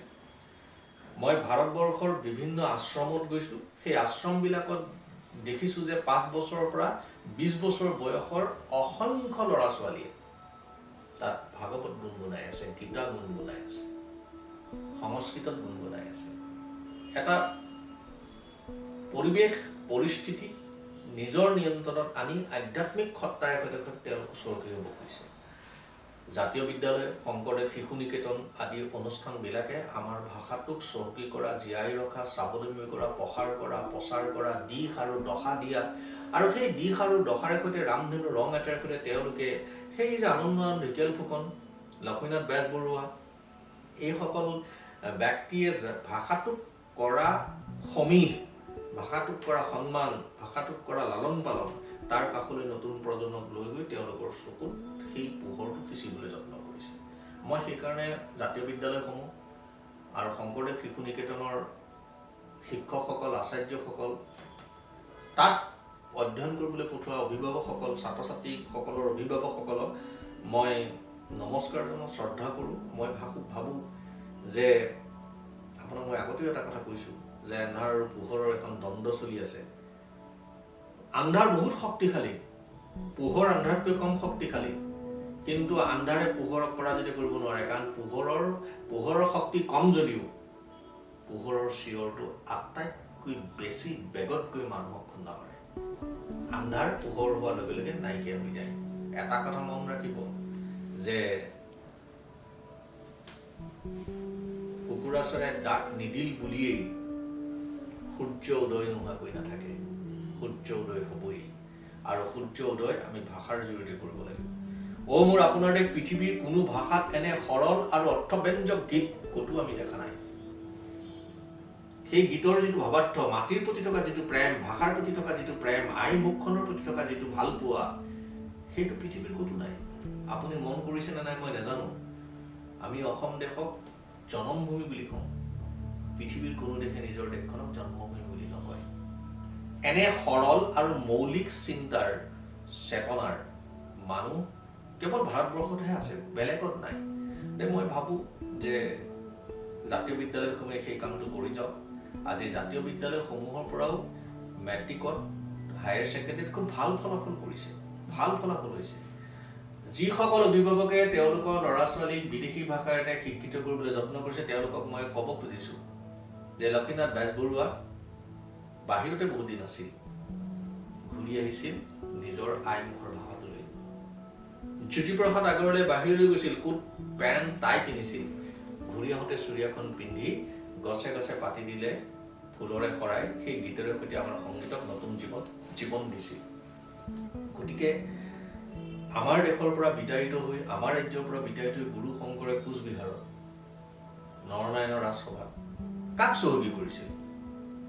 আমাৰ জাতীয়জনক চহকী কৰা নাই জানো? আমাৰ জাতীয়জনক সমৃদ্ধি কৰা পথটো তৈয়াৰ কৰা নাই জানো? ভক্তি মাৰ্গৰ পৰা সাহিত্যৰ বাটলৈকে তেওঁৰ প্ৰাক শংকৰোত্তৰ যুগত আজি তাৰিখলৈকে যিমানবোৰ সাহিত্যিক আছে, সেই সকলোতকৈ শংকৰদেৱৰ নাম গুণ গুঞ্জন অতি দুৰন্ত গতিত আমাৰ মাজত আছে। যদি শংকৰদেৱ জীয়াই থাকে আমি জীয়াই থাকিম, আৰু শংকৰদেৱক জীয়াই ৰখাৰ দায়িত্বটো আমাৰ। আৰু আমি যদি শংকৰদেৱক জীয়াই ৰাখিব নোৱাৰোঁ, সেইদিনা অসমীয়া জাতিও জীয়াই নাথাকিব। অসমীয়া যদি জীয়াই থাকিব লাগিব অসমীয়া ভাষাৰ জৰিয়তে। জাতীয় বিদ্যালয়সমূহে সেই বাট ত্বৰান্বিত কৰিছে। সেই ত্বৰান্বিত কৰা বাটটোত আমাৰ অভিভাৱকসকলে আৰু অসমৰ কৃতধী ধীমান মননশীল পৰিশীলিত ব্যক্তিসকলে ছান্দসিকভাৱে, দৃষ্টিনন্দনভাৱে, নান্দনিকভাৱে, ছন্দোবদ্ধভাৱে হৃদয়ক স্পন্দন কৰিব পৰাকৈ মাটিৰ সৈতে ব্ৰহ্মপুত্ৰক বোৱাই নিয়াৰ যিটো চেতনা, সেই চেতনাটো জ্যোতি ককাইদেৱে সেই মইকত পৰ্বতৰ মইকত মোৰ শত শত নিজৰাৰ ধাৰ, সেই যে বিভিন্ন জাতি জনগোষ্ঠীক জ্যোতি ককাইদেৱে সেই ব্ৰহ্মপুত্ৰক পেলাই দিছে। আৰু ব্ৰহ্মপুত্ৰে যে বংগোপসাগৰলৈ গৈছে, ব্ৰহ্মপুত্ৰ যেতিয়া বংগোপসাগৰত পৰে, বংগোপসাগৰ নপৰা আগলৈকে এই ভূখণ্ডৰ কথাকেই চিঞৰি আছে ব্ৰহ্মপুত্ৰই। আৰু তাত বিলীন হোৱাৰ পিছত পৃথিৱীৰ জনসমুদ্ৰক বংগোপসাগৰে অসমীয়া জাতিৰ জীৱন কথা কৈ আছে। গতিকে মই ভাবোঁ ভাষাটোৰে আমাৰ জাতিৰ জীৱনক জীয়াই ৰখাৰ একমাত্ৰ পথ, আৰু এই পথটো যদি হেৰাই যায় অসমীয়া মানুহ হেৰাই যাব, এই ভূখণ্ড হেৰাই যাব। ভূপেন দাই কোৱাৰ দৰে আদিৰ অসমীয়া নিজক নিচিনিলে অসম ৰসাতলে যাব। আৰু সেই বাট এচাম ধুৰন্ধৰ মধ্যভোগী অসমীয়া, মধ্যবিত্ত অসমীয়াৰ ভণ্ডামীয়ে আমাৰ জাতীয় জীৱনক দিনে দিনে নিশকতীয়া কৰি আমাৰ গোটেই জাতীয় জীৱনৰ চৰিত্ৰটো গেলা গাঁতৰ দ পিটনিত পেলাই ভৰিৰে মোহাৰি পেলাবলৈ যত্ন কৰি আছে। যিমান সোনকালে পাৰি এনে অপশক্তিৰ বিৰুদ্ধে অমাৱস্যাৰ ৰাতি ফালি হ'লেও আমি সূৰ্যটো উদয় কৰাবই লাগিব। এন্ধাৰ যিমানে প্ৰবল নহওক, অমাৱস্যা যিমানেই কুখ্যাত নহওক, সূৰুজ উদয় হ'বই লাগিব। আৰু সূৰুজ উদয় হ'বৰ কাৰণে, ভাষাটো জীয়াই ৰাখিবৰ কাৰণে, জাতিটো জীয়াই ৰাখিবৰ কাৰণে আমি সেই মূৰ তৈয়াৰ কৰিব লাগিব, যি মূৰে আন্ধাৰৰ শক্তিবিলাকৰ শিল মূৰত মূৰ পাতি ল'ব পৰা শক্তি যাতে আমি গ্ৰহণ কৰিব পাৰোঁ, সেই মূৰটো আমি প্ৰস্তুত কৰিব লাগিব। নগাঁও জিলাৰ দক্ষিণপাট উচ্চতৰ বিদ্যালয়ত এখন বিশাল সভাত ভাষণ দিবলৈ গৈছিল প্ৰবাদ পুৰুষ নিবাৰণ বৰা। তেতিয়া সেই ভাষণটো শুনিবলৈ আপুনি পলাই গৈছিল, ঘৰৰ মানে লুকাই যোৱা নিচিনাকৈ গৈছিল। কিন্তু ঘূৰি অহাৰ পিছত আপোনাৰ দেউতাই আপোনাক মাৰিছিল। তেতিয়া আপোনাৰ আয়ে আপোনাক বৰ ডাঙৰ কথা এটা কৈছিল। সেই সভাখনৰ পৰা ঘূৰি অহাৰ পিছত ৰাতি দেউতাই মৰাৰ পিছত আয়ে আপোনাক বৰ ডাঙৰ কথা এটা কৈছিল, যিটো কথাৰ আপোনাৰ জীৱনৰ টাৰ্ণিং পইণ্ট আছিল। কওকচোন কথাটো কি আছিল? আইৰ প্ৰতি মই বৰ কৃতজ্ঞ। আৰু আইৰ যেতিয়া মৃত্যু হৈছিল, মোৰ দেউতাও যেতিয়া মৃত্যু হৈছিল, তেতিয়া দেউতাৰ নামতো মই এখন কিতাপ লিখিছিলোঁ, দেউতাৰ আত্মকথা। এইখন শুদ্ধতাকৈ লিখা হৈছিল, তাত কিছুমান কথা লিখা আছে। আৰু আইৰ কিতাপখন অতি স্বতঃস্ফূৰ্তভাৱে মোৰ এই গ্ৰন্থখন আহিছিল, মাত্ৰ 6 দিনত লিখা এখন গ্ৰন্থ, যিখন ছাৰ আপুনি এতিয়া মোক দিছে। এইটো 6 দিনত লিখা গ্ৰন্থ। আৰু এই গ্ৰন্থখন আপুনি পঢ়িব, হয়, গাঁও কি, সমাজ কি, নামঘৰ কি, আই কোন, সংস্কৃতি কাক কয়, গাঁৱৰ পৰিভাষা কি, এই গোটেই কথাবিলাক তাত আছে। আৰু মই যে আজিৰ তাৰিখত চহকী হৈছোঁ, মোৰ জীৱনৰ আটাইতকৈ বেছি মূল্যৱান সম্পদ ৰূপে আয়ে মোক সেই সম্পদখিনি দিছে। আৰু আই মোৰ লগত সদায় থাকে। মই যেতিয়া কিবা এটা কৰোঁ, আইৰ মুখখন মোৰ চকুৰ আগত জিলিকে। আৰু আইৰ মুখখন যেতিয়া মোৰ চকুৰ আগত জিলিকে, মই সকলোকে ফাঁকি দিব পাৰিলেও আইক ফাঁকি দিব নোৱাৰোঁ। গতিকে মই নিজক কঠোৰ কৰি তোলোঁ। 1983 নে 1984 চন আছিলে, মই চন ঠিক পাহৰিছোঁ, খুব সম্ভৱ 84। তেতিয়া অসম আন্দোলন চলি আছিলে, আৰু অসম আন্দোলনৰ প্ৰবাদ পুৰুষ নিবাৰণ বৰা সেই সভাখনত ভাষণ দিবলৈ গৈছিল। নিবাৰণ বৰাৰ নামটো শুনিলে এটা উৎসৱ হৈ যাওঁ মই মানুহটো। আৰু মানস মহন্ত, নগাঁৱৰ অন্যতম সংগ্ৰামী মানস মহন্ত দাদাই নিবাৰণ বৰাক লৈ গৈছিল। প্ৰথমতে মানস মহন্তই ভাষণ দিছিল, তাৰপিছত নিবাৰণ বৰাই ভাষণ দিছিল। মোৰ দাদা আৰু ভাইটি দুয়ো তেতিয়া সেনাবাহিনীত। গতিকে মই ঘৰৰ একমাত্ৰ দেউতাৰ লগত থকা ল'ৰা, আৰু দেউতাই মানে পথাৰৰ কামৰ কাৰণে মোক অকণো ৰেহাই নিদিয়ে। গতিকে সেইদিনাখন মই পলাই গ'লোঁ, দেউতাৰ লগত পথাৰত নগ'লোঁ, ভাষণ শুনিলোঁ। অজস্ৰ মানুহ। ভাষণ শুনাৰ পিছত ঘৰলৈ যেতিয়া উভতি আহিছোঁ, ৰাতি দেউতাই খুব পিটিছে। মই 2 দিন নে 3 দিন মানলৈকে ভাত খোৱা নাই। দুদিন ভাত খোৱা নাই। তৃতীয় দিনাখন আয়ে মোক ক'লে যে তুমি কিয়, মই তেতিয়া দেউতাই এনেকৈ মাৰিলে মোক, মইতো কোনো বেয়া কামত যোৱা নাছিলোঁ। তেতিয়া আয়ে মোক এটা গুৰুত্বপূৰ্ণ কথা কৈছিল যে প্ৰথম পক্ষই সভা আহ্বান কৰিব, দ্বিতীয় পক্ষই ভাষণ দিবলৈ যাব, আৰু তৃতীয় পক্ষই তুমি শুনিবলৈ যাবা। এইটো কেনেকুৱা কথা?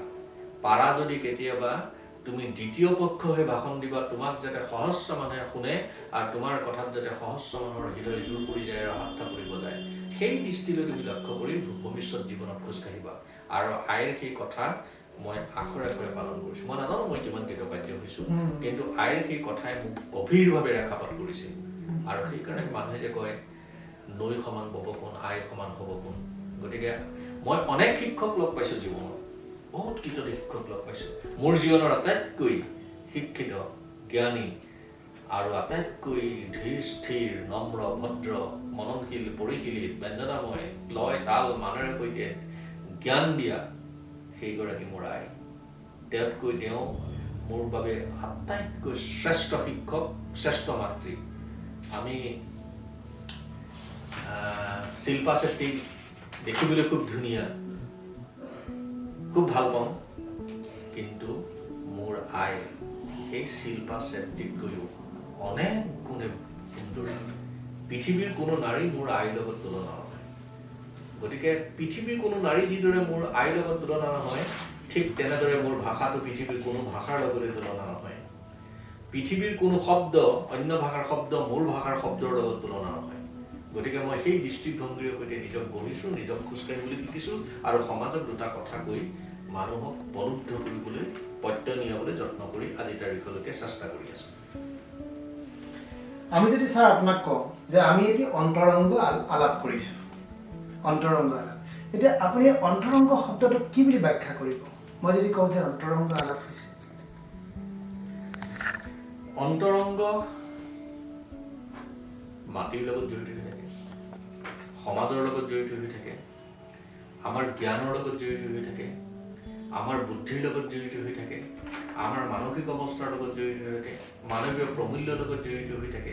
এই আটাইকেইটা বস্তুৰ সংমিশ্ৰণ যদি আপুনি গ্ৰহণ কৰিব পৰা নাই, মই যদি গ্ৰহণ কৰিব পৰা নাই, তেতিয়াহ'লে সেইটো অন্তৰংগ আলাপ হ'ব নোৱাৰে। অন্তৰংগ আলাপ আপোনাৰ বুকুৰ মাজেদি প্ৰবাহিত হোৱা প্ৰশ্নসমূহৰ উত্তৰ পাবলৈ আপুনি যিদৰে ব্যাকুল, সেই ব্যাকুল নদী এখনৰ বুৱতী পানীয়ে বাধাহীনভাৱে বৈ থকা যিটো সোঁত, সেই সোঁতটোৰ ৰং কলৈ যাবলৈ চেষ্টা কৰিছে, এই সাগৰমুখী হ'বলৈ চেষ্টা কৰিছে, সেই সাগৰমুখী হোৱা চেতনাটো মই অন্তৰংগতাৰ অন্যতম ৰূপ বুলি ভাবোঁ। সংস্কৃতিৰ যিটো গুণ, যিটো সাংস্কৃতিক গুণে আপোনাক কাপোৰ পিন্ধাবলৈ শিকাইছে, আপোনাক ভদ্ৰভাৱে কথা ক'বলৈ শিকাইছে, পৰিশীলিতভাৱে খোজকাঢ়িবলৈ শিকাইছে, আপুনি এজন মানুহক আগন্তুকক দেখি নমস্কাৰ দিবলৈ শিকাইছে, সেই গুণখিনি অন্তৰংগতাৰ ভিতৰত থাকিব লাগিব। আপোনাৰ ভিতৰত যদি সেই গুণৰ সমাহিত হৈ নাথাকে, তেন্তে আপুনি অন্তৰংগতা আলাপ কৰিব নোৱাৰে। অন্তৰংগতা আলাপত থাকিব লাগিব মাটিৰ অৰ্থঘন চৰিত্ৰৰে শব্দৰ অৰ্থৰ ব্যাসাৰ্ধত থকা জীৱনবোধৰ ৰংটোৰ মৰ্মচেতনাৰ মৰ্মৰণি উভয়ে আমি উপলব্ধি কৰিব পাৰিব লাগিব, আৰু সমাজক উপলব্ধি কৰাব পৰাকৈ আমাৰ দুয়োৰে সেই গুণখিনি থাকিব লাগিব। মই ভাবোঁ এনে ধৰণৰ কথা বতৰাই অন্তৰংগতাক মান্যতা দিয়ে, প্ৰসাৰ দিয়ে, প্ৰগতি দিয়ে, দিশ আৰু দশা দিয়ে। প্ৰতিটো ক্ষেত্ৰতে অভিভাৱক পিতৃ মাতৃসকলে নিজৰ সন্তানৰ প্ৰত্যেকটো কামেই কৰি দিয়ে। মোৰ প্ৰশ্নবিলাকৰ শৈলীবিলাক বেলেগ বেলেগ ধৰণে হ'ব পাৰে, যিহেতু ৰাইজে দিয়া প্ৰশ্নখিনি মই আপোনালৈ আগবঢ়াইছোঁ।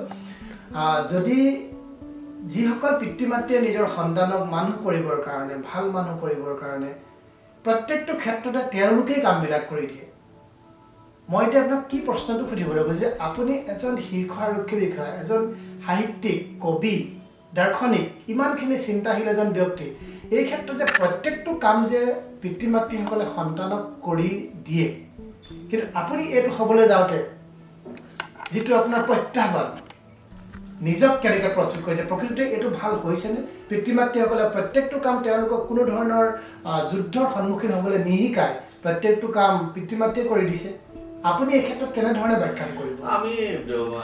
আমি এনেকুৱা অদ্ভুত এখন সমাজ ব্যৱস্থা গঢ়ি তুলিছোঁ, আমাৰ অভিভাৱকসকলে এনেকুৱা এখন সমাজ ব্যৱস্থাৰ মাজত নিজৰ সন্তানক ডাঙৰ দীঘল কৰিবলৈ যত্ন কৰিছে। আমি ডেউকা তলৰ প্ৰজন্ম দিছোঁ। চৰাই যেনেকৈ ডেউকা তলৰ নিজৰ পোৱালীকেইটাক সুৰক্ষিত কৰি ৰাখে, আমি তেনেকৈ এটা প্ৰজন্ম, ডেউকা তলৰ প্ৰজন্ম আমি সৃষ্টি কৰিবলৈ যত্ন কৰিছোঁ। আমাৰ অভিভাৱকসকলে এই কথাটো চোৱা উচিত যে ইমানবিলাক নদী পৰ্বত পাহাৰ পাৰ হৈ চাউলাম চুকাফাই ইয়ালৈ কেনেকৈ আহিল, কিহৰ কাৰণে আহিল, আৰু কেনেকৈ সাত ৰাজ মাৰি এক ৰাজ কৰাৰ যিটো চেতনা, গুৰু শংকৰে ইমানবিলাক প্ৰত্যাহ্বানৰ পিছত কেনেকৈ এটা জীৱনশৈলী তৈয়াৰ কৰি থৈ গ'ল অসমীয়া জাতীয় জীৱনৰ, মাধৱগুৰুৱে কেনেকৈ জীৱনশৈলী এটা তৈয়াৰ কৰি থৈ গ'ল, জ্যোতি ককাইদেউ, বিষ্ণুৰাভা, ভূপেন হাজৰিকাই কেনেদৰে আমাৰ এই বিশ্বমুখী চিন্তাক বিশ্বমুখী কৰাৰ যত্ন কৰিলে, পশ্চিমীয়া সংগীতৰ ধাৰা এটাক জ্যোতি ককাইদেৱে কেনেকৈ আমাৰ সংগীতলৈ ৰূপান্তৰ কৰি লৈ আহিল, আৰু এই যে কীৰ্তনীত ইমান অনেক সাহিত্যিক, বেজবৰুৱাদেৱকে কওক, আনন্দৰাম ঢেকীয়াল ফুকনকে কওক, এই সকলে যিটো জীৱন ধাৰণৰে সৈতে বাট এটা তৈয়াৰ কৰিছে, সেই বাটটোক আপোনাৰ সন্তানক নিজে চাবলৈ শিকাওক, অভিভাৱকৰ চকুৰে নহয়। অভিভাৱকে সেই বাটটো তৈয়াৰ কৰি দিয়ক আৰু আপোনাৰ সন্তানে সেই বাটটো নিজে চাব পাৰিব লাগিব। সন্তানে নিজে চাই তাৰ ভিতৰত থকা বীজটোৰ মৰ্মৰণীয়ে কেনেকৈ মাটিক খাবতি পৃথিৱীৰ বক্ষফালে শিৰোন্নত পৰিয়াল হৈ আকাশলৈ ধাবিত হয়, সেই দৃশ্য সজ্জা আপোনাৰ সন্তানে, মোৰ সন্তানে চাব নোৱাৰিলে এখন পংগু সমাজৰ জীৱন ব্যৱস্থাৰ মাজত আমি বিকলাংগ হৈ যাব লাগিব। আৰু আপুনি অভিভাৱক হিচাপে সদায় জীয়াই নাথাকে, জীয়াই থাকিব আমাৰ উত্তৰ পুৰুষ যদি বিকলাংগ হয়, আমাৰ সমাজখন কেনেকৈ সুস্থিৰ হ'ব, সমাজখনে কেনেকৈ প্ৰগতিৰ বাবে ধাবিত হ'ব, সমাজখনে কেনেকৈ গংগা চেতনাৰ নিমগ্ন হ'ব, এই কথাটো অভিভাৱকসকলে জনাটো দৰকাৰ। আপোনাৰ অভিভাৱকৰ দায়িত্ব আছে, সমাজৰ সন্তানক, তেওঁলোকৰ সন্তানক মানুহ কৰাৰ বাটটো দেখুৱাৰ দায়িত্ব আছে, কিন্তু সকলো কাম অভিভাৱকসকলে কৰি দিব আৰু সন্তানটো ই পংগু হৈ এক নিসংগ জীৱনৰ লগৰীয়া হ'ব আৰু পিতৃ মাতৃ যেতিয়া নোহোৱা হ'ব, তেতিয়া সেই কামটোৰে তেওঁৰ সন্তান কি হ'ব সেই কথাটো। মই দুটা এইখিনিতে সংজ্ঞাৰ কথা কওঁ। মই দুটা সংজ্ঞাৰে সৈতে নিজক সদায় পৰিচালিত কৰি আহিছোঁ। এটা হৈছে যুদ্ধৰ সংজ্ঞা, আনটো হৈছে শান্তিৰ সংজ্ঞা। আপুনি যিটো মোক প্ৰশ্ন কৰিছে, সেই প্ৰশ্নটোৰ যদি আপুনি মোৰ এই উত্তৰটোৰ ব্যাখ্যা চায়, তেতিয়া তাতেই আপুনি আপোনাৰ প্ৰশ্নটোৰ উত্তৰ পাব।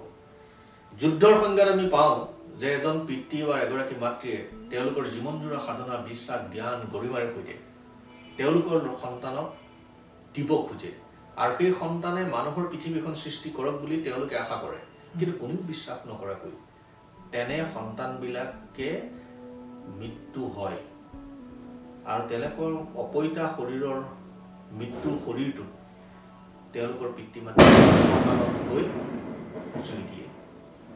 এইটো হৈছে যুদ্ধৰ সংজ্ঞা।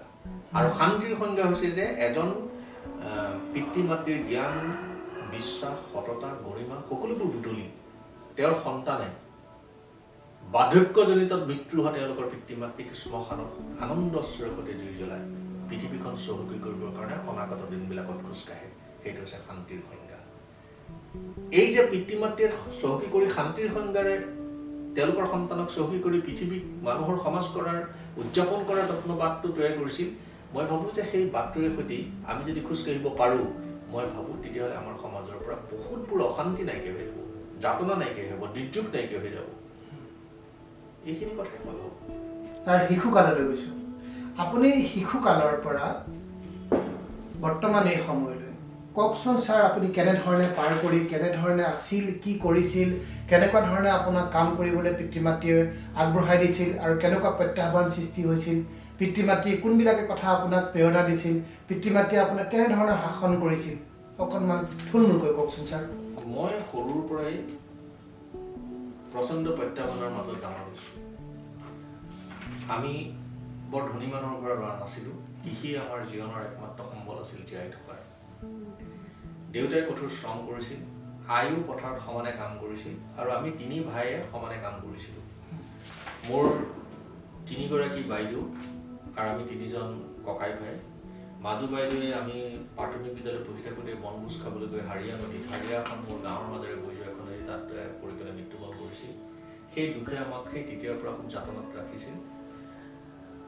আমাৰ ঘৰুৱা অৱস্থা বৰ ভাল নাছিল কাৰণে মোৰ দেউতাৰ সম্বন্ধীয় বাইক এগৰাকী, অৰ্থাৎ পেহী দেউতাৰ ঘৰত থাকি মই শিক্ষা গ্ৰহণ কৰিছিলোঁ নমকাত। সেই বাবে বহুত যাতনা আৰু ভয়ানক দিন আছিল, যিবোৰ কথা মই আজি ক'ব নোখোজোঁ, সেইবোৰ কথা মই পাহৰি যাব খোজোঁ। যিবোৰ কথাই মোক মানুহৰ প্ৰতি বিদ্ৰোহী কৰি তুলিছিল। আৰু এক প্ৰত্যাহ্বানৰ মাজেদি মই ক্লাছ 9মান শ্ৰেণীত পঢ়ি থাকোঁতে পেহীদেউহঁতৰ ঘৰৰ পৰা মই পলাই আহিবলৈ বাধ্য হৈছিলোঁ।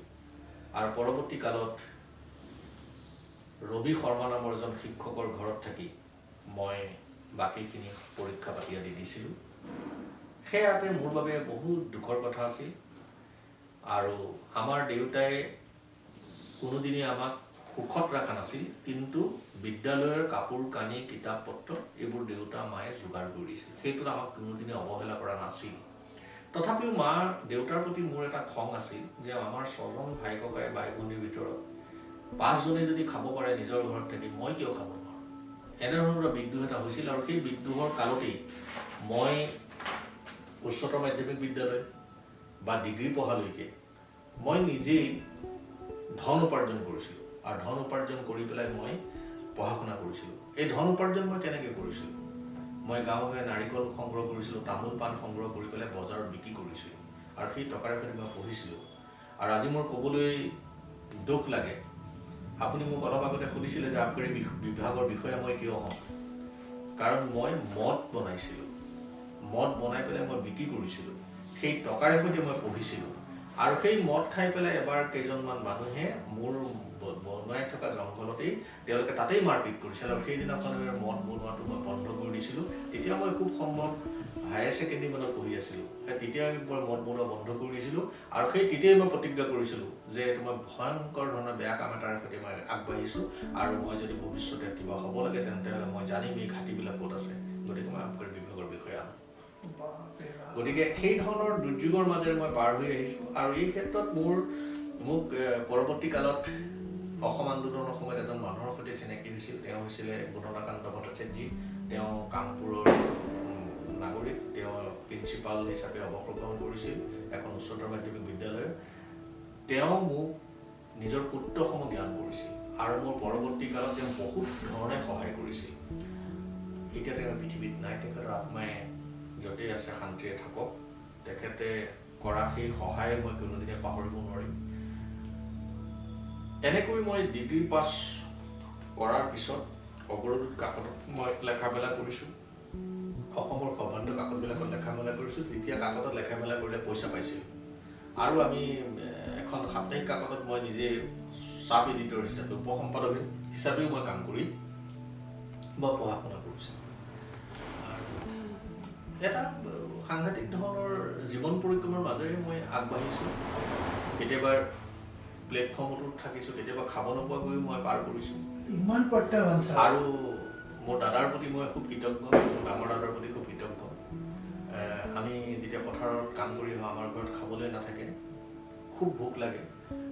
মোৰ দাদাই ৰাতি 1টা বজাত বা 12টা বজাত নাৰিকল গছৰ ওপৰত উঠি নাৰিকল পাৰি আনে। আয়ে নিমখৰ চাহ বনাই দিয়ে। আৰু নাৰিকলৰ নিমখৰ চাহ খাই আমি ৰাতিটো পাৰ কৰোঁ। এনেধৰণৰ দিনো আমাৰ মাজতে গৈছে। দাদাই কঠোৰ শ্ৰম কৰিছিল। আৰু তেওঁলোক দুজন যেতিয়া সেনাবাহিনীত সোমাল, তেতিয়াৰ পৰা আমাৰ ঘৰখনলৈ স্বচ্ছলতা আহিল। এই ধৰণৰ জীৱন পৰিক্ৰমাৰ সৈতে আমি আগবাঢ়িছোঁ। এতিয়া ছাৰ কেইটামান সৰু সৰু প্ৰশ্ন আৰু উত্তৰ আমি আপোনাৰ পৰা সংক্ষেপে আপোনাৰ ব্যক্তিগত কিছুমান কথা জানিবলৈ বিচাৰিম। প্ৰথমতে ছাৰ, শিশুকালত আপোনাৰ কেনেধৰণৰ দুষ্টামি আছিলে নেকি? কেনেধৰণৰ দুষ্টামি আছিল? শিশুকালত মই অলপ দুষ্টামি কৰিছিলোঁ। কাম কৰিবলৈ কাম নকৰোঁ। আইতাই কিছুমান কাম দিয়ে। আইতাই মৰমো কৰিছিল, গতিকে কাম নকৰোঁ। আৰু আইতাই তেতিয়া মানে ৰাতি 2 চাটমান দিয়ে। দি পেলাই কাম নকৰাৰ কাৰণে আইতাই কয়, এনে অজাত গছৰ বিজাত ফল, কেঁচাতে যে টেঙা টেঙা, পকিলেও টেঙা। আইতাই তেনেধৰণৰ কথা কোৱা সেই কথাবোৰ মোৰ মনত আছে। আৰু দুষ্টামি আছিলোঁ যদিনো সেই দুষ্টামিবিলাক সকলোৰে থাকে। কিন্তু মই কেতিয়াও পঢ়া শুনাৰ পৰা আঁতৰি অহা নাছিলোঁ। পঢ়াটো মই গভীৰভাৱে লৈছিলোঁ। আৰু মই এটা কথাই উপলব্ধি কৰিছিলোঁ যে মই মানুহ হ'ব লাগিব। কাৰণ নামঘৰত যেতিয়া খোলটো বজায়, বৰতালখন বজায়, সেইটো কাৰণে এটা শিক্ষাৰ প্ৰয়োজন, জ্ঞানৰ প্ৰয়োজন। গতিকে সেইবিলাক মই গভীৰভাৱে চাইছিলোঁ। আৰু সেই শিশুকালৰ পৰাই মোৰ সেই ধাৰণাটো সেই সংস্কৃত পৃথিৱীখনৰ প্ৰতি আকৰ্ষিত হৈ আছে। ছাৰ, এটা কথা সুধো যে এছাৰিৰ মূৰত বিদ্যা আছে, সংক্ষেপে কওকচোন কথাষাৰ কিমান দূৰ প্ৰযোজ্য? আমি এছাৰিৰ আগত বিদ্যাৰে সৈতে শিক্ষিত হৈছোঁ। সেই শিক্ষা পৰিশীলিত আছিল, মননশীল আছিল। আৰু সেই শিক্ষাত শিক্ষকৰ কোনো আক্ৰোশ নাছিল। সেই শিক্ষাত শিক্ষকে ছাত্ৰজনক জীৱনৰ উপলব্ধিৰে, জীৱনৰ গৰিমাৰে মহান কৰাৰ তাগিদা আছিল। এতিয়া বহুতো পিতৃ মাতৃয়ে এছাৰিডাল যদি শিক্ষকে লৈ কিবা কাৰণত এছাত দিয়ে, অলপ দেৰি বা পিছদিনাখন হ'লেও বহুতো পিতৃ মাতৃয়ে আহি স্কুলৰ শিক্ষক ধমক দিয়ে। কি ক'ব সেইসকল? সমাজৰ অৱক্ষয় বুলি মই ভাবোঁ। কাৰণ শিক্ষকৰ তেনেকুৱা ধৰণৰ দুই এক শিক্ষকে যদি এছাৰি আগৰ শিক্ষাৰ সৈতে শিশু ছাত্ৰজনক খুব বেয়াকৈ মাৰপিট কৰি যদি শাৰীৰিকভাৱে তেওঁক বিকলাংগ কৰি দিয়াৰ চেষ্টা কৰে, সেইটো বেলেগ কথা এটা। কিন্তু মই ভাবোঁ যে কোনো শিক্ষকেই, হৃদয়বান শিক্ষকেই এনেকুৱা কাম নকৰে। আৰু অভিভাৱকসকলৰ অধিকাংশই যিটো কাম কৰে সেইটো মই সমাজৰ অৱক্ষয় বুলি ভাবোঁ, শিক্ষাৰ অৱক্ষয় বুলি ভাবোঁ। আপোনাক শিশুৰ অৱস্থাৰ পৰা পঢ়িবলৈ হেঁচা দিছিল নে আপুনি আগ্ৰহী আছিল ছাৰ? মই নিজে আগ্ৰহী আছিলোঁ আৰু দেউতা আমাৰ শাসন আছিল। শাসন কেনেকুৱা ধৰণৰ? শাসন মানে পঢ়াৰ প্ৰতি আকৰ্ষিত কৰা শাসন, ভাল মনত হ'ব লাগিব। আৰু যেতিয়া গান গায়, জ্যোতিপ্ৰসাদে যেতিয়া গান গায়, দেউতাই তই দেখিছ এইবিলাক গানত কিমান অৰ্থ আছে, এইবিলাক তই লিখিবলৈ যত্ন কৰিব লাগিব, এনেকুৱা সেই ধৰণৰ এটা মানে প্ৰেৰণা আছিল দেউতা আৰু মাৰ। জীৱনৰ লক্ষ্য কেতিয়া লৈছিল ছাৰ? মোৰ জীৱনৰ কোনো লক্ষ্য নাই। লক্ষ্য হ'লেতো মই শেষেই। মোৰ জীৱনৰ কোনো লক্ষ্য নাই। লক্ষ্যত মই খোজকাঢ়ি ফুৰিছোঁ। সেই লক্ষ্যটো হৈছে দিগন্তৰ ৰামধেনু সঞ্চোৱাৰ। সেই লক্ষ্য হৈছে সমাজখনক সন্ধাননিকৈ আগুৱাই নিয়াৰ। সেই লক্ষ্য হৈছে ব্ৰহ্মপুত্ৰ সন্ধানে যতি নপৰে তাক বোৱাই থকাৰ। সেই লক্ষ্য হৈছে হিমালয় পৰ্বতখন তলৰ পৰা ওপৰলৈ কিমান ওখ, কেনেকৈ তালৈ শৃংগলৈ উঠিব পাৰি, সেই তেনেধৰণৰ চিন্তা। এতিয়া সেই শৃংগলৈ উঠা বাঁহ কেইডালমান কাটি পেলাই মই জখলাডাল বনাইহে আছোঁ। উঠিবলৈ এতিয়াও বহুত বাকী আছে। লক্ষ্য মোৰ এতিয়াও শেষ হোৱা নাই। লক্ষ্য সমাজ জীৱনৰ উত্তৰণৰ বিশাল প্ৰগতিৰ ধাৰাটোক সাংস্কৃতিক বাটেৰে, সভ্যতাৰ নতুন বিজ্ঞান চেতনাৰে সৈতে মানুহৰ বুকুত নান্দনিক ৰূপ দিব পৰা যিটো গুণ, সেই গুণটো কেনেকৈ পাব পাৰি আৰু যিদিনাখন সেই গুণটো পাব পাৰিম সেইদিনাখনে মোৰ লক্ষ্য সম্পূৰ্ণ হৈছে বুলি ভাবিম। সেই বীজটো কেতিয়া হৈছিল ছাৰ আপোনাৰ এই চিন্তা? লক্ষ্যটোক যে আপুনি এনেধৰণৰ এটা সংজ্ঞাৰে তাক বিভূষিত কৰিছে, এই লক্ষ্যটো বিভূষিত কৰা যিটো বীজ কেতিয়া ৰোপণ কৰিছিলে আপুনি? সেই বীজটো মই যেতিয়া দেখোঁ যে ৰুক্ষ মাটিবোৰত বৰষুণ পৰিল, খেতিয়কে তেওঁলোকৰ পাতিখিৰি হাতৰ আঙুলিৰ সৈতে বীজ সিঁচি দিলে, পৃথিৱীৰ বক্ষফালে সেইবোৰ শিৰোন্নত হৈ আকাশলৈ ঢাপলি মেলিল আৰু এদিন ফলে ফলে জাতিষ্কাৰ হৈ আমাৰ পেটৰ ভোকৰ আকাশ নিৰ্বাপিত কৰিলে। যদি বীজটোৱে পৃথিৱীৰ বক্ষফালে শিৰোন্নত পৰিয়াল হৈ আকাশলৈ ধাবিত হ'ব পাৰে, তেনে মানুহে কিয় মাটিৰ ৰসৰ সৈতে নিজক গৰিমাৰ প্ৰতিমাৰে সৈতে মানুহৰ চন্দ্ৰতাপ কৰিব নোৱাৰে? এই ধৰণৰ দ্বন্দ্বটো মোৰ মাজত আছে। আৰু সেইকাৰণে মই ভাবোঁ মাটিয়ে যদি গছ জীয়াই তুলিব পাৰে, ওখ কৰিব পাৰে, আমি মানুহৰ পৃথিৱী এখনৰ গছ কিয় তৈয়াৰ কৰিব নোৱাৰোঁ? এইটো মই নিজক উপলব্ধি কৰিব পৰা দিনৰ পৰাই আহিছে। ছাৰ, এইটো অনুপ্ৰেৰণাৰ গুৰিত কোন আছে বুলি ক'লে আপুনি কি ক'ব? কোনটো? এই যে আপোনাৰ বীজ ৰোপণ কৰাৰ অনুপ্ৰেৰণাত, আপোনাৰ মানুহ হোৱাৰ যিটো অনুপ্ৰেৰণাৰ গুৰিত কোন আছে বুলি যদি কওঁ, তেতিয়া কোন আছে? মোৰ পিতৃ মাতৃয়ে মোক যিখিনি শাসন কৰি মানুহ হোৱাৰ কামত আগবঢ়াইছে, আৰু মোৰ বুঢ়া নামঘৰ, গাঁৱৰ বৰপেটাৰ বৈষ্ণৱ বুঢ়া নামঘৰ, বৈষ্ণৱ মন্দিৰ, গুৰুদ্বাৰা, এইবিলাকত যিবিলাক সুৰ আহে, ধ্বনি আহে, এইবিলাকে সদায় যোগাত্মক বাটৰ সন্ধান দি আছে। এইবিলাকে মোক বুকুত এটা প্ৰেৰণা দিয়ে, বুকুত এটা গুঞ্জন সৃষ্টি কৰে, এটা বিদ্ৰোহ সৃষ্টি কৰে। আৰু সেই বিদ্ৰোহৰ সৃষ্টি যেতিয়া হয় মোৰ ভিতৰত, তেতিয়া মই ভাবোঁ যে মই এন্ধাৰত কেতিয়াও প্ৰশ্ৰয় নিদিম। আৰু মই সদায় নিৰন্তৰভাৱে চাই থাকিম যে মাটিয়ে কিয় গছজোপাত থিয় কৰিছে, চৰাই কিয় উৰি গৈছে, নদীখন কিয় বৈ আছে, বিলত কিয় পদুম ফুলিছে, বতাহবোৰ কিয় বৈছে, ফাগুনৰ প্ৰেমে কিয় গছৰ ডালবিলাকত ঠেহ পাতি ৰৈ আছে, ইত্যাদি ইত্যাদি কথাবিলাক মই চাওঁ। আৰু এই গোটেই কথাবিলাকৰ গুৰিত মোক কেইজনমান মহাপুৰুষ আৰু পুৰুষে মোক যথেষ্ট স্পীড আকাংক্ষাৰে প্ৰতি ধাবিত হ'বলৈ মোক ইন্ধন যোগাইছে। এক গুৰু শংকৰ, দুই মাধৱদেৱ, ভূপেন হাজৰিকা, জ্যোতিপ্ৰসাদ আগৰৱালা, বিষ্ণুপ্ৰসাদ ৰাভা, বাণীকান্ত কাকতি, আনন্দৰাম ঢেকীয়াল ফুকন আৰু পদ্মনাথ গোহাঁই বৰুৱা ইত্যাদি ইত্যাদি ধীমান ব্যক্তিসকলৰ কথা বতৰাই মোক প্ৰেৰণা দি আহিছে। ছাৰ, পিতৃ মাতৃৰ সেই দিনত, সেই সময়ৰ কোনবিলাক গুণে আপোনাক মানুহ হোৱাত সহায় কৰিছিলে? মোৰ দেউতাৰ সহজ সৰল গুণটোৱে মোক মানুহ হোৱাৰ সহায় কৰিছে। দেউতাই গুৰুদ্বাৰলৈ গৈ খুব ভক্তিভাৱেৰে সেৱা কৰি মানুহৰ মাজত বহি থকা তেওঁৰ যি বিনয় মুখ, সেই মুখখনে মোক আজিও মনত পেলাই থাকে। আৰু দেউতাৰ কঠোৰ শ্ৰম অবিহনে আমি ভোকত মৰিম, খাবলৈ নাপাম, জীয়াই নাথাকিম। সেইকাৰণে দেউতাই কৰা কঠোৰ শ্ৰমটো মোৰ ভিতৰত এতিয়াও দোলা দি আছে। আয়ে তাঁতৰ শালত কাপোৰ বয়, আৰু তাঁতৰ শালত কাপোৰ বৈ পেলাই যেতিয়া কেঁথা সৃষ্টি কৰে, শীতত সেই কেঁথা লৈ পেলাই যেতিয়া আমি শুওঁ আৰু সেই কেঁঠাৰে যিটো উম দিয়ে সেই উমটো আইৰ বুকুৰ উম। সেই বুকুমৰ যিটো স্নেহ, যিটো ভাল পোৱা, যিটো মৰম, যিটো প্ৰেম, এই কথাবিলাকে মোক সজীৱ কৰি ৰাখিছে। জীৱনৰ লক্ষ্য এটাই আছিলে নে লক্ষ্যবিলাক বদলি হৈ আছিলে আপোনাৰ? মই আপোনাৰ লক্ষ্যৰ বিষয়ে আগতেই কৈছোঁ। কৈছে। মই লক্ষ্যত এতিয়া উপনীত হোৱা নাই। লক্ষ্য যদি মোৰ উপনীত হৈ যাওঁ মইতো মানুহটোৱেই শেষ। হয়। গতিকে মই লক্ষ্যৰ সম্বন্ধে আপোনাক মই বিস্তৃতভাৱে কৈছোঁ। হয়। লক্ষ্যৰ সংজ্ঞাটো বিশাল বৰ্ণিল আৰু বৰ্ণাঢ্য। ইয়াৰ সংজ্ঞাটো একেবাৰতে কৈ দিয়াটো সম্ভৱো নহয়। ইয়াৰ পৰিভাষাই সুকীয়া, ইয়াৰ ৰঙেই সুকীয়া। ছাৰ, আপোনাৰ ইতিবাচক দিশ?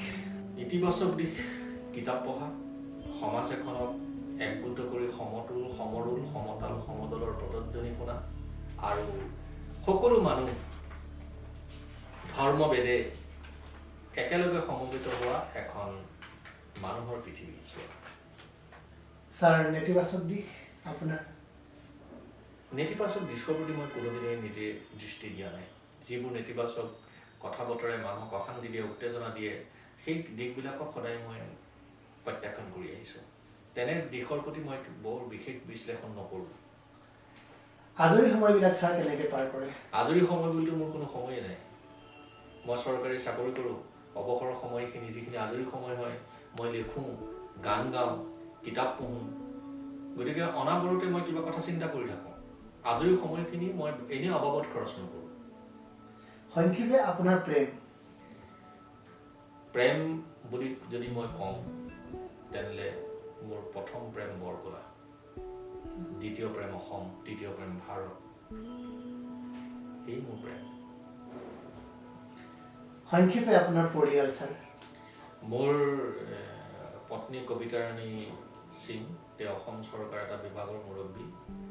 মোৰ ল'ৰা অনুৰাগ সিং সুগন্ধি, সি বৰ্তমান স্নাতক পৰ্যায়ত পঢ়ি আছে, আৰু মোৰ ছোৱালী নাতাশা সিং সুগন্ধি, তাই 10মান শ্ৰেণীত পঢ়ি আছে। এই তিনিও মোৰ পৰিয়ালৰ মোৰ সৈতে সংযুক্ত হৈ আছে। আপোনাৰ পৰিবাৰ কবিতা প্ৰেমে আপোনাক আগবাঢ়ি যোৱাৰ ক্ষেত্ৰত কেনেধৰণে প্ৰেৰণা যোগায়? তেওঁৰ ভূমিকা অসীম, আৰু তেওঁৰ সহায় অবিহনে মই হয়তো কিবা কিবি লিখি কৰি যাব পাৰিলোহেঁতেন, কিন্তু তেওঁৰ সহায়ৰ অবিহনে হয়তো মই আজিৰ পৰ্যায়ত উপনীত নহ'লোহেঁতেন। আইৰ প্ৰেৰণা আছিল, দেউতাৰ আশা আছিল মোৰ বহুত। মই যেতিয়া আৰক্ষী বিভাগত চাকৰি কৰিছিলোঁ, মই এটা কথা ঠিক যে খাকী পোছাক আৰু পিষ্টল ল'লেও মই মোৰ কলমটোক বাদ দিয়া নাছিলোঁ। কাৰণ প্ৰশিক্ষণ কালতো মই সাপ্তাহিক জনমভূমিত দ্বিতীয় বিশ্বযুদ্ধৰ অসমীয়া অনুবাদ কৰিছিলোঁ মই, আৰু সেইটো চোৱাকৈ সাপ্তাহিক জনমভূমিত প্ৰকাশ হৈছিল। এই গোটেই লেখাবিলাক মই তাৰ পৰা লিখি মই তাৰ পৰা অহা নাইট ছুপাৰত মোৰ গুৱাহাটী ঘৰলৈ পঠিয়াই দিওঁ, আৰু গুৱাহাটী ঘৰ মোৰ পৰিবাৰে সেইবোৰ হাতেৰে লিখি সেইবোৰ বাতৰি কাকতলৈ পঠিয়াই দিয়ে, বিভিন্ন বাতৰি কাকতলৈ পঠিয়াই দিয়ে। আৰু মোৰ গোটেই চাকৰি জীৱনৰ প্ৰায় 10 বছৰমান কাল মোৰ পৰিবাৰে মই লেখা গোটেই লেখা মন্তবিলাক তেওঁ কপি কৰি পেলাই অফিচে দি ফুৰিছিল বাতৰি কাকতত। আৰু এতিয়াও মই যদি কিবা শব্দৰ অসুবিধা হয়, অৰ্থৰ অসুবিধা হয়, ব্যাকৰণিক কথাবিলাক জানিবলগীয়া হয়, তেওঁ ৰান্ধে বাঢ়ি কৰি থকাৰ পিছত তেওঁৰ ওচৰত গৈ পেলাই মই সুধোঁ যে এইটো শব্দৰ অৰ্থটো কি, ইয়াৰ ব্যাকৰণিক অভিধাটো কেনেকুৱা হ'ব। তেওঁ অসমীয়া সাহিত্যৰ এগৰাকী ছাত্ৰী আছিল। তেওঁ ভাল লেখা মেলা কৰে, আৰু তেওঁৰ ভিতৰত তেওঁ নগাঁও ছোৱালী মহাবিদ্যালয়ৰ যিখন শতবৰ্ষৰ স্মৃতিগ্ৰন্থ, সেইখনৰ এটা সম্পাদনা কৰিছিল। খুব ভাল এখন স্মৃতিগ্ৰন্থ আছিল। তেওঁ বাতৰি কাকততো আগতে লিখিছিল, গল্প লিখিছিল, কবিতা লিখিছিল। আমি দুয়ো মিলি কেইবাখনো গ্ৰন্থও আমি সম্পাদনা কৰিছোঁ। গতিকে তেওঁ মোৰ সাহিত্যিক জীৱনত বা মোৰ ব্যক্তিগত জীৱনতো প্ৰভাৱ অসীম আছে তেওঁৰ। ছাৰ, ঈশ্বৰৰ উপলব্ধি আপুনি কেনেকৈ কৰে? পৃথিৱীখনত কিবা এটা শক্তি আছে, সেই শক্তিটো অবিহনে পৃথিৱী আজি তাৰিখলৈকে চলি থাকিব নোৱাৰে। আৰু মই কেতিয়াও নাস্তিক নহয়, আৰু মই সদায় ঈশ্বৰক বিশ্বাস কৰোঁ। সেই ঈশ্বৰ ৰাম হ'ব পাৰে, সেই ঈশ্বৰ ৱাহিগুৰু হ'ব পাৰে, সেই ঈশ্বৰ কৃষ্ণ হ'ব পাৰে, মহম্মদ হ'ব পাৰে, যীশু হ'ব পাৰে, বুদ্ধ হ'ব পাৰে। গতিকে ঈশ্বৰক মই বিশ্বাস কৰোঁ, আৰু বিষ্ণুৰ অপাৰ মহিমা, কৃষ্ণৰ অপাৰ শক্তি, এই সকলোবিলাক লৈয়ে ভাৰতৰ জীৱন জগত চলি আছে। ময়ো কল্পনা কৰা নাছিলোঁ। দৰ্শক ৰাইজ, আপোনালোকে যিমতে ছাৰৰ পৰা আশা কৰিছিলে সেইমতে ছাৰৰ পৰা উত্তৰবিলাক নিশ্চয় পাইছে। আৰু ময়ো এইটো মুহূৰ্তত যদিও ছাৰৰ পৰাই প্ৰশ্নখিনি সুধি আছোঁ আপোনালোকৰ কাৰণে, আপোনালোকে যিমতে বিচাৰিছিলে মই সুধি আছোঁ, মোৰ ভিতৰত এটা কম্পন হৈছে। মই ছাৰৰ ওচৰত এইখিনি প্ৰশ্ন সুধিব পৰা মোৰ ধৃষ্টতা নাই, কিন্তু তথাপিও আপোনালোকৰ অনুৰোধ মৰ্মে মই ছাৰৰ পৰা এইখিনি প্ৰশ্ন সুধিছোঁ। আৰু আপোনালোকৰ যদি জানিবলগীয়া থাকে আমাক কমেণ্টৰ যোগেৰে আপোনালোকে সুধিব পাৰিব। যি কথা সোধে আমি পুনৰবাৰ পৰৱৰ্তী পৰ্যায়ত আপোনালোকক সেই উত্তৰ দিবলৈ চেষ্টা কৰিম। আৰু পাছৰ পৰ্যায়লৈ আমি এতিয়া আগবাঢ়ি আছোঁ। ছাৰ, আৰু এটা কথা সুধিছোঁ, এতিয়া এজন সুসন্তান, যিটো আপোনাৰ বক্তৃতাত প্ৰায় আমি শুনিবলৈ পাওঁ, মানুহ কিছুমান সন্তান আছে নম্বৰ পাব লাগে আৰু ডাঙৰ চাকৰি এটা পাব লাগে, টকা ঘটিব পৰা এটা মেচিন বনাব লাগে। আৰু কিছুমান পিতৃ মাতৃয়ে মানুহ বঢ়াবলৈ চেষ্টা কৰিছে, আপোনাৰ দৰে এজন মানুহ সৃষ্টি কৰিবলৈ চেষ্টা কৰিছে। এই যে যিসকল পিতৃ মাতৃয়ে সুসন্তান নিৰ্মাণৰ কাৰণে আগবাঢ়ি গৈ আছে, তেওঁলোকক আপুনি কি ক'ব? মানুহৰ সংজ্ঞা বৰ বিশাল, বৰ্ণিল আৰু বৰ্ণাঢ্য। মানুহৰ সংজ্ঞাৰ যিটো পৰিভাষা, সেই পৰিভাষা অন্তৰীক্ষৰ পৰা পাতাললৈকে ই এনে এটা গুঞ্জন সৃষ্টি কৰে, এনে এটা শিৰোনামা তৈয়াৰ কৰে, যি শিৰোনামাৰ প্ৰতি সমগ্ৰ পৃথিৱীয়ে মূৰ তুলি চায়। গুৰু নানক, হজৰত মহম্মদ, ষ্টেলিন, মহাত্মা গান্ধী, ৰামানুজন ইত্যাদি ইত্যাদি মহান কীৰ্তিমান ব্যক্তিসকল সেই সংজ্ঞাৰ সৈতে পৃথিৱীক জীৱন্ত কৰি ৰাখিছে। মই ভাবোঁ যে ভাল সন্তান হ'বৰ কাৰণে আমি সংখ্যাৰে পৃথিৱী জয় কৰিব যোৱা বাটটো দুৰন্ত গতিত পৰিত্যাগ কৰা উচিত। সংখ্যাৰে পৃথিৱী জয় কৰা মানুহ আজিৰ তাৰিখত আমাক নালাগে। আমি মূল্যবোধ হেৰুৱাই পেলাইছোঁ। আমি জীৱনত জীয়াই থকাৰ যিটো ৰং, চেতনা, কলা, সেইবোৰ হেৰুৱাই পেলাইছোঁ। এখন মননশীল বিদ্যালয়ৰ প্ৰয়োজন। সেই মননশীল বিদ্যালয়খন প্ৰকৃতিৰ প্ৰতিকথত ই সমাজো হ'ব পাৰে, সি বিদ্যালয় হ'ব পাৰে, সি এখন ৰংগমঞ্চ হ'ব পাৰে। আমি তুলিকাৰে ছবি আঁকো, ৰং আৰু তুলিকাত যেতিয়া আমি এটা ছবি আঁকো, এখন ছবি আঁকো, সেই ছবিত এখন বা এটা বা দুটা চৰিত্ৰ থাকে, সেইখন ছবি হৈ যায়। সেই চিত্ৰকৰজনক মহান কৰি নুতুলে। চিত্ৰকৰজন তেতিয়াহে মহান হ'ব যে তেওঁ বেকড্ৰপখনৰ পিছফালে যিখন কেনভাছ আছে, সেই কেনভাছখনত থকা বহুত ৰং থাকে তাত, আৰু সেই ৰংবিলাকে বিভিন্ন ধৰণৰ চৰিত্ৰ আঁকিব পাৰে। যেতিয়ালৈকে এটা বা দুটা চৰিত্ৰক বাদ দি চিত্ৰকৰজনে কেনভাছত থকা ৰঙলৈ পৰ্যবেক্ষিত হ'ব আৰু ৰং আৰু তুলিকাৰে সৈতে সমগ্ৰ পৃথিৱীক আঁকিবলৈ যত্ন কৰিব, সেইদিনাখনে মনালিছাৰ হাঁহিৰ সেই চিত্ৰখনৰ দৰে পৃথিৱী বিখ্যাত চিত্ৰ হৈ পৰিব। আপুনি বগা ৰংটো দেখিছে, পৃথিৱীৰ শুভ্ৰ ৰং, শান্তিৰ ৰং, বগা ৰং সকলোৱে ভাল পায়। এই বগা ৰংটো যেতিয়া আপুনি বেলেগ ৰঙৰ লগত মিলাই দিয়ে, তেতিয়া বগা ৰঙে নিজৰ যিটো অস্তিত্ব সেইটো হেৰুৱাই পেলায় আৰু সি বেলেগ এটা ৰং পৰিগ্ৰহ কৰে। আমাৰো ভাল লাগে চাবলৈ, কিন্তু কেতিয়াবা যেতিয়া সেই বগা ৰংটো পুনৰ ঘূৰাই বিচাৰোঁ, তেতিয়া কিন্তু সেই মিহলি হোৱা ৰংবিলাকৰ পৰা আপুনি বগা ৰংটো কেতিয়াও পৃথক কৰিব নোৱাৰে। আপোনাৰ সন্তানে যদি আপোনাৰ মাতৃভাষাটোক এৰি বেলেগ ভাষাৰ এটা চহকী হ'বলৈ গৈ সেই ৰংখিনিৰ দৰে যদি সি বেবেৰী বাং পখৰা চিখৰা হৈ যায়, আৰু যদি আপুনি নামঘৰত প্ৰাৰ্থনা জনাই পেলাই মোৰ সন্তানটো ঘূৰি আহক, মোৰ ৰংটো ঘূৰাই দিয়ক, তেতিয়াহ'লে আপুনি সেই ৰংটো নাপাব। ই এটা মৌলিক কথা, আৰু সেই মৌলিক কথাটো আপোনাৰ ভৰিৰ তলত থকা মাটিখিনি আপোনাক দি থাকিব লাগিব। আপুনি এটা কথা মন কৰিব যে আমি চিলা এখন উৰুৱাওঁ আৰু চিলাখন আকাশত বহুত ওপৰলৈ যায়, বহুত চিলাৰ মাজত প্ৰতিযোগিতা চলে, কিন্তু আপুনি মন কৰিবচোন, আমি সিমানখিনি ওপৰলৈকে উৰিব লাগে যিমানখিনি ওপৰৰ পৰা মাটিখিনি দেখা পাওঁ। আমি সিমান ওপৰলৈ কেতিয়াও উৰিব নালাগে য'ৰ পৰা মাটিখিনি দেখা নাপাওঁ। এই যে চিলা উৰুৱাই থকা মানুহজন, তেওঁ কিন্তু চিলাৰ সূতাডাল আকাশৰ অন্তৰীক্ষলৈ যাব পাৰে, কিন্তু তেওঁ ভৰি দুখন মাটিত থাকে। মাটি অবিহনে কোনেও কলৈকো যাব নোৱাৰে। আপোনাৰ জীৱনৰ আদিতে মাটি, জীৱনৰ অন্ততো মাটি। মাটি এদিন আপোনাক সামৰি ল'ব। চোতালক বাদ দি, মাটিক বাদ দি আপুনি শ্মশানলৈও যাব নোৱাৰে। মই সেইকাৰণে এই কথাটো দি ক'ব খোজো যে আমাৰ যিসকল অভিভাৱক আছে, সন্তান আছে, তেওঁলোকক মানুহৰ জীৱনৰ সৈতে সংযুক্ত কৰক, পৃথিৱীৰ জীৱনৰ সৈতে সংযুক্ত কৰক। দুৰন্ত গতিত তেওঁলোকক দুৰ্যোধনৰ কাষৰ পৰা লৈ আহক, কংসৰ কাষৰ পৰা লৈ আহক, শকুনিৰ কাষৰ পৰা লৈ আহক, আৰু যুধিষ্ঠিৰৰ ৰাজ্য দখলৰ যাতনাৰ ৰংবোৰ, যাতনাৰ কষ্টবোৰ তেওঁলোকক শিকাবলৈ যত্ন কৰক। তেতিয়াই আমি আমাৰ বাঞ্ছিত আত্মাৰ চাল চলন আমাৰ সমাজ জীৱনত দেখা পাম। আৰু যদি আমি আমাৰ বাঞ্ছিত আত্মাৰ সমাজ জীৱনত দেখা পাব লাগে, তেন্তে সেইটো মাতৃভাষা লাগিব। মাতৃভাষা অবিহনে আপুনি আপোনাৰ বাঞ্ছিত আত্মাৰ চাল চলনৰ সমাজখন কোনোদিনে কেতিয়াও ক'তো দেখা নাপায়। ছাৰ, আৰু এটা কথা সুধো, আপোনাৰ প্ৰশ্ন এটা আছে। বৰ্তমান যুৱকসকলৰ, বিশেষকৈ যুৱক যুৱতীসকলৰ, শিশুৰ পৰা যিসকল যুৱক যুৱতী আছে, সৰহসংখ্যকে কিতাপ পঢ়াৰ যিটো আনন্দ, কিতাপ পঢ়াৰ যিটো সুখ বা কিতাপ যে পঢ়িব লাগে, তাৰ পৰা আঁতৰি তেওঁলোকে মোবাইল এডিক্টেড হৈছে। সৰহসংখ্যক পিতৃ মাতৃৰ পৰা আৰম্ভ কৰি শিশুলৈকে, আৰু ইয়াৰ পৰা কিতাপ সম্পূৰ্ণ বিচ্ছিন্ন হৈ গৈছে। কি ক'ব এই ক্ষেত্ৰত? মোবাইল, ফেচবুক, ইণ্টাৰনেট এইবিলাকে আপোনাক তথ্য দিব। তথ্যৰে আপুনি কিবা কৰিব পাৰিব, কিন্তু সি মাটিত লিপিত খাই থকা সমাজৰ ককা যুৱকাই প্ৰস্তুত কৰা সেই চৰিত্ৰ দৰ্শনটো দিব নোৱাৰে। গুৰু শংকৰে হাত থাপৰি বজাই ভাতিলৈ যাবলৈ শ্ৰীগুৰু শংকৰে বালিতে বান্ধিলা বজা, চকুৰি ভকতে চাপৰি বজাইছে, আপুনি লগাইছে ঘোষা।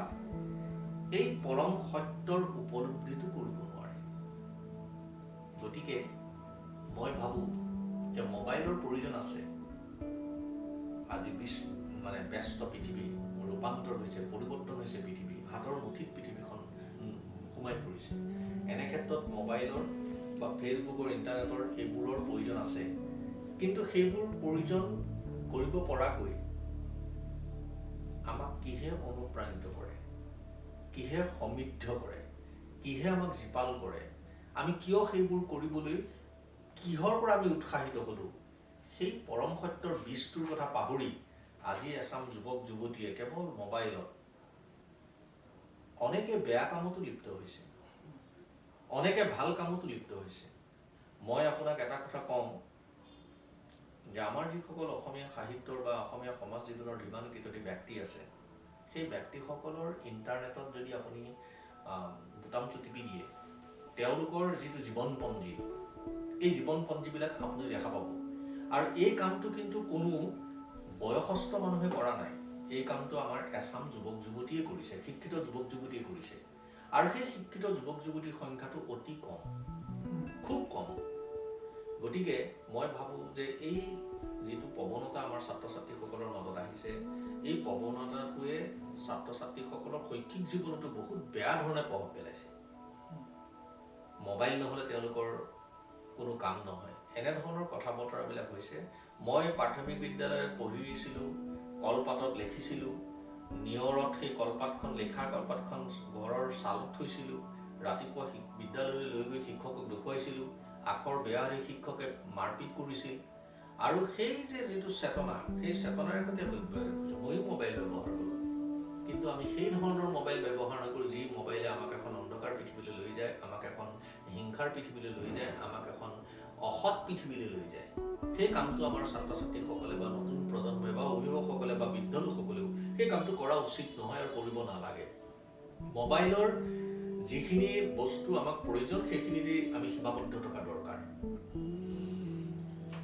ছাৰ, আপোনাৰ শৈক্ষিক জীৱন, জন্ম, এই সম্পৰ্কে মোৰ জন্ম হৈছিলে নগাঁও জিলাৰ অসমীয়া শিখৰ বসতি প্ৰধান গাঁও বৰকলা। বৰকলা এখন সমন্বয়ৰ গাঁও, ঐক্যৰ গাঁও। ভাতৃত্বসুলভ সহ অৱস্থাৰে সৈতে মোৰ গাঁওখনত 7টা জনগোষ্ঠীয়ে বসবাস কৰে: শিখ, কোচ, লালুং, হিৰা, যোগী, কবৈদ্য আৰু মুছী। এই 7টা জনগোষ্ঠীৰ বিৰল সহাৱস্থানৰ গাঁওখনত কোনোদিনে কেতিয়াও ক'তো আমি কাহানিও অপায় অপ্ৰীতিকৰ ঘটনা শুনা নাই। আৰু সেইকাৰণে মই এই গাঁওখনত জন্মগ্ৰহণ কৰি মই খুব সুখী, কাৰণ মোৰ গাঁওখনৰ গুৰুদ্বাৰা, বুঢ়া নামঘৰ, বৈষ্ণৱ নামঘৰ, এইবিলাকৰ পৰা ওলাই অহা ভক্তি মাৰ্গৰ কথা বতৰাবিলাক, তালখোলৰ শব্দ, নেগেৰাৰ শব্দ, আৰ্দাস, ভজন, শ্ৰৱতৰ শব্দ, এইবিলাকে মোক মহিয়ান কৰি তুলিছে। আৰু মই তাৰেই বোকা মাটিত লালিত পালিত হৈ ডাঙৰ দীঘল হৈছোঁ। মই শিক্ষা গ্ৰহণ কৰিছিলোঁ বৰকলা আদৰ্শ 44 নং বৰকলা আদৰ্শ প্ৰাথমিক বিদ্যালয়। এই বিদ্যালয়খন 1870 চনত প্ৰতিষ্ঠা হৈছিল আৰু এই বিদ্যালয়খনৰ ফলাফল ইমান ভাল আছিল যে চৰকাৰে এই বিদ্যালয়খনক স্বাধীনতাৰ আগতেই প্ৰাথমিক বিদ্যালয়ৰ পৰা ৰূপান্তৰ কৰি আদৰ্শ প্ৰাথমিক বিদ্যালয় কৰিছিল।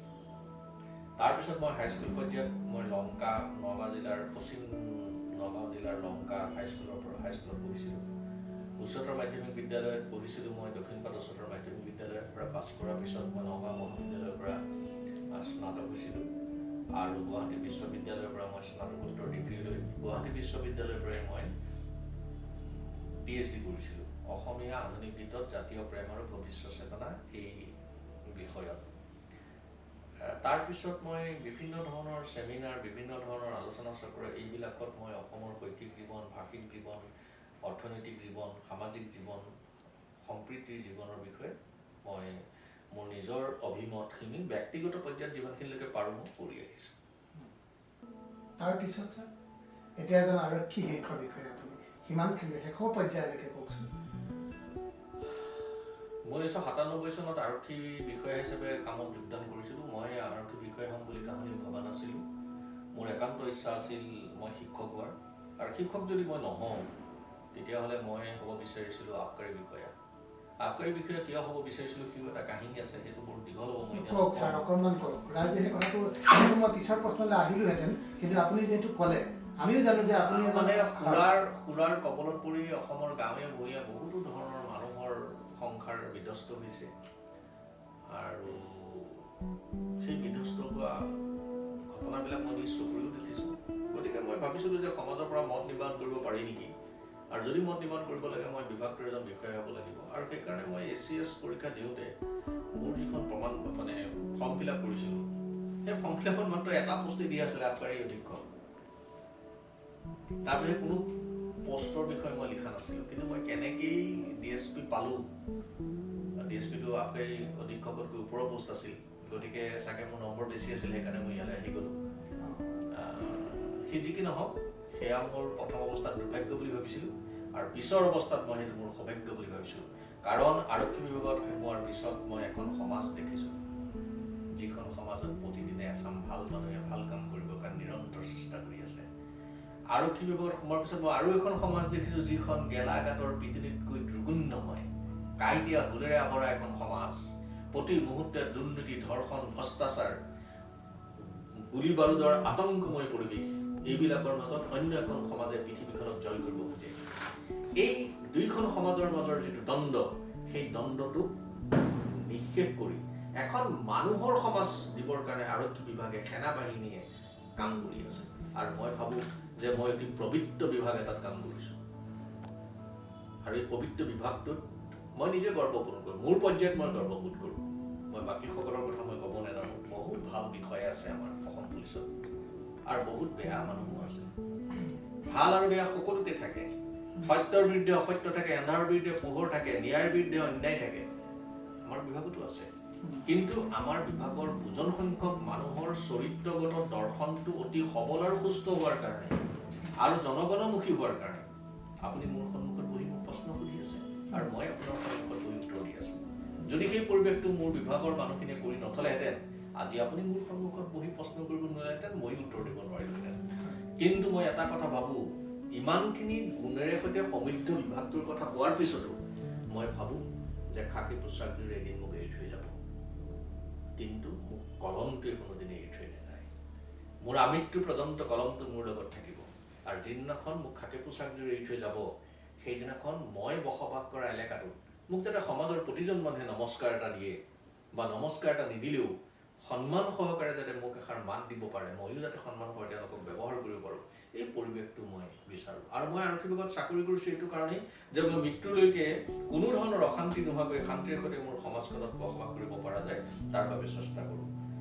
আমাৰ এচাম আৰক্ষী লোক আছে, সকলো নহয়, কঁকালত গুজি ৰখা খাকী পিষ্টলটো আৰু গাত পিন্ধি ৰখা খাকী পোচাকযোৰ অহংকাৰত তেওঁ বসবাস কৰা, তেওঁক নিৰ্ধাৰণ কৰি দিয়া এলেকাটোত এনে কিছুমান কাম কৰে, যিবোৰ কামৰ কাৰণে তেওঁক সমাজখনে ভয়ত নহয়, সন্মানৰ ক্ষেত্ৰত কোনো হৈ থাকে। আৰু তেনে বিষয়া এজনে যেতিয়া চাকৰিৰ পৰা অৱসৰ গ্ৰহণ কৰে, তেওঁক কিন্তু সেই সমাজখনে নমস্কাৰ এটা নিদিয়ে। এনেধৰণৰ ক্ষমতা লৈ যিসকল বলিয়ালি কৰে, ক্ষমতাশালী বুলি ভাবে, তেওঁলোক অত্যাচাৰী। আৰু যিসকলে ক্ষমতাৰে সৈতে জনগণৰ মংগলৰ কথা চিন্তা কৰে, তেওঁলোক হৈছে সমাজৰ বিনয়ী জীৱনৰ এক চৰিত্ৰ দৰ্শন। মই বিনয়ী চৰিত্ৰ দৰ্শনটোৰ সৈতে সদায় সহবাস কৰোঁ। আৰু সেইকাৰণেই মই ভাবোঁ যে সমাজত যি ধৰণৰ বাতাবৰণ সৃষ্টি হৈছে, এই বাতাবৰণবিলাক আমি সৃষ্টি কৰিছোঁ, আমাৰ সমাজেই সৃষ্টি কৰিছে। আৰু সেই বাতাবৰণক সুস্থ ৰূপত জীয়াই ৰাখিবৰ কাৰণে আৰক্ষীৰ ভূমিকা অতি প্ৰবল বুলি ভাবোঁ।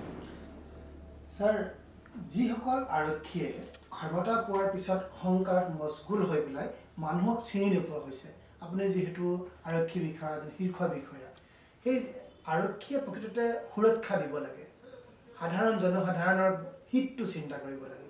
কিন্তু আমি প্ৰায় আজিকালি দেখিছোঁ, যিটো আপুনি কৈ গ'ল, অহংকাৰ মজগুল হৈ সাধাৰণ শ্ৰেণীৰ মানুহৰ লগত যিটো সম্পৰ্ক বান্ধোন, যিটো সেইটো একেবাৰে ঢিলা হৈ গৈছে। কি ক'ব সেইসকল আৰক্ষী বিষয়া? মই সকলো আৰক্ষী বিষয়াৰ কথা কোৱা নাই, আৰু সকলো আৰক্ষী বিষয়াই সেই কামটো নকৰে। মানে খুব কম সংখ্যক আৰক্ষী, তেওঁলোকে যথেষ্টখিনি ইতিমধ্যে তেওঁলোকক চৰকাৰে তেওঁলোকৰ ওপৰত ব্যৱস্থাও গ্ৰহণ কৰিছে। কিন্তু মই ভাবোঁ সেৱাৰ মনোবৃত্তি যাৰ নাই, সেই তেনে বিভাগত থকাটো উচিত নহয়। সেৱা কৰিব পাৰিলেহে আচলতে ক্ষমতা দিয়ে। চাকৰিটো আমাৰ অত্যাচাৰৰ ভূষণ নহয়, চাকৰিটো আমাৰ সেৱাৰ ভূষণ। আৰু অসম আৰক্ষীৰ শীৰ্ষ বিষয়াসকলৰ পৰা ধৰি অনেক বিষয়াই এই সেৱাৰ ভূষণটো একদম নিম্ন পৰ্যায়লৈকে কেনেকৈ লৈ যাব পাৰি, সকলো আৰক্ষীক কেনেকৈ তাৰ প্ৰতি সুস্থ বাতাবৰণৰ সৈতে জীৱন দিব পাৰি, তাৰ অশেষ যত্নত আছে। ময়ো যিমানবোৰ সভা সমিতিত অংশগ্ৰহণ কৰিছোঁ, সকলোতে সেই কথাবোৰ কৈছোঁ। এইটো অকল আৰক্ষী বিভাগতে নাই, পচি যোৱা এচাম মানুহৰ হৃদয়ৰ কোহে কোহে সমাজৰ দুৰ্নীতিৰ বীজটো ইমান লহপহকৈ বাঢ়িছে যে এইটো উঘলি পেলোৱাটো বৰ সহজ নহয়। আৰু শেহতীয়াকৈ বৰ্তমান চৰকাৰখনে যিবোৰ ভূমিকা পালন কৰিছে, মই ভাবোঁ এই ভূমিকাবিলাকে বহুতক সৎপথলৈ আহিবলৈ বাধ্য কৰিছে। আৰু মই এই কথাটো উপলব্ধি কৰিছোঁ যে অকল আৰক্ষী বুলিয়ে বিষয়টো নহয়, আৰু আমি যিখন সমাজত বসবাস কৰিছোঁ, আমি আৰক্ষীবিলাক ক'ৰ পৰা আহিছে বা সমাজৰ অন্যান্য বিভাগৰ বিষয়াসকল বা কৰ্মচাৰীসকল ক'ৰ পৰা আহিছে, এইখন সমাজৰ পৰাই আহিছে। গতিকে এইখন সমাজে যেনেধৰণৰ বাতি এটাত পানী থ'লে বাতিৰ ৰূপ ল'ব, গিলাচত থ'লে গিলাচৰ ৰূপ ল'ব, যেনেধৰণৰ সমাজ ব্যৱস্থা এটাই মানুহ প্ৰস্তুত কৰিছে, তেনেধৰণৰ সমাজ ব্যৱস্থালৈ গৈছে। কিন্তু এতিয়া অতি আধুনিক প্ৰশিক্ষণ হৈছে, শিষ্টাচাৰৰ কথা বতৰাবিলাক হৈছে, নিয়মানুৱৰ্তিতাৰ কথা বতৰাবিলাক আহিছে, আইনৰ দিশবিলাক পুংখানুপুংখকৈ অতি আধুনিক ৰূপত গৱেষণালব্ধতাৰে আৰক্ষীক শিকোৱা হৈছে, আধুনিক তদন্ত কৰা বিষয়বিলাক আহিছে। গতিকে মই ভাবোঁ আগতকৈ বহুত দ্ৰুতগতিত আৰক্ষী মানুহৰ মাজলৈ আহিবলৈ যত্ন কৰে। য'ত দুই এক ক'ৰবাত কোনোবা আছে, সেই সকলো মই ভাবোঁ যে মানুহৰ ইয়াত অকল আৰক্ষী ভাল পথলৈ আহিবৰ কাৰণে আৰক্ষীয়ে অকল কিয় চিন্তা কৰিব লাগে, সমাজৰ বুদ্ধিজীৱী, সমাজৰ যিসকল লোক আছে তেওঁলোকেও চিন্তা কৰিব লাগিব। কাৰণ আমি আছোঁ সমাজৰ কাৰণে, সমাজ আছে আমাৰ কাৰণে। আমি নাথাকিলে সমাজ নাথাকে, আৰু সমাজ যদি নাথাকে আমি কাৰ বাবে থাকিম? এই কথাটোৱে উপলব্ধি কৰিব পৰাটো সকলোৰে বাবে কাম্য।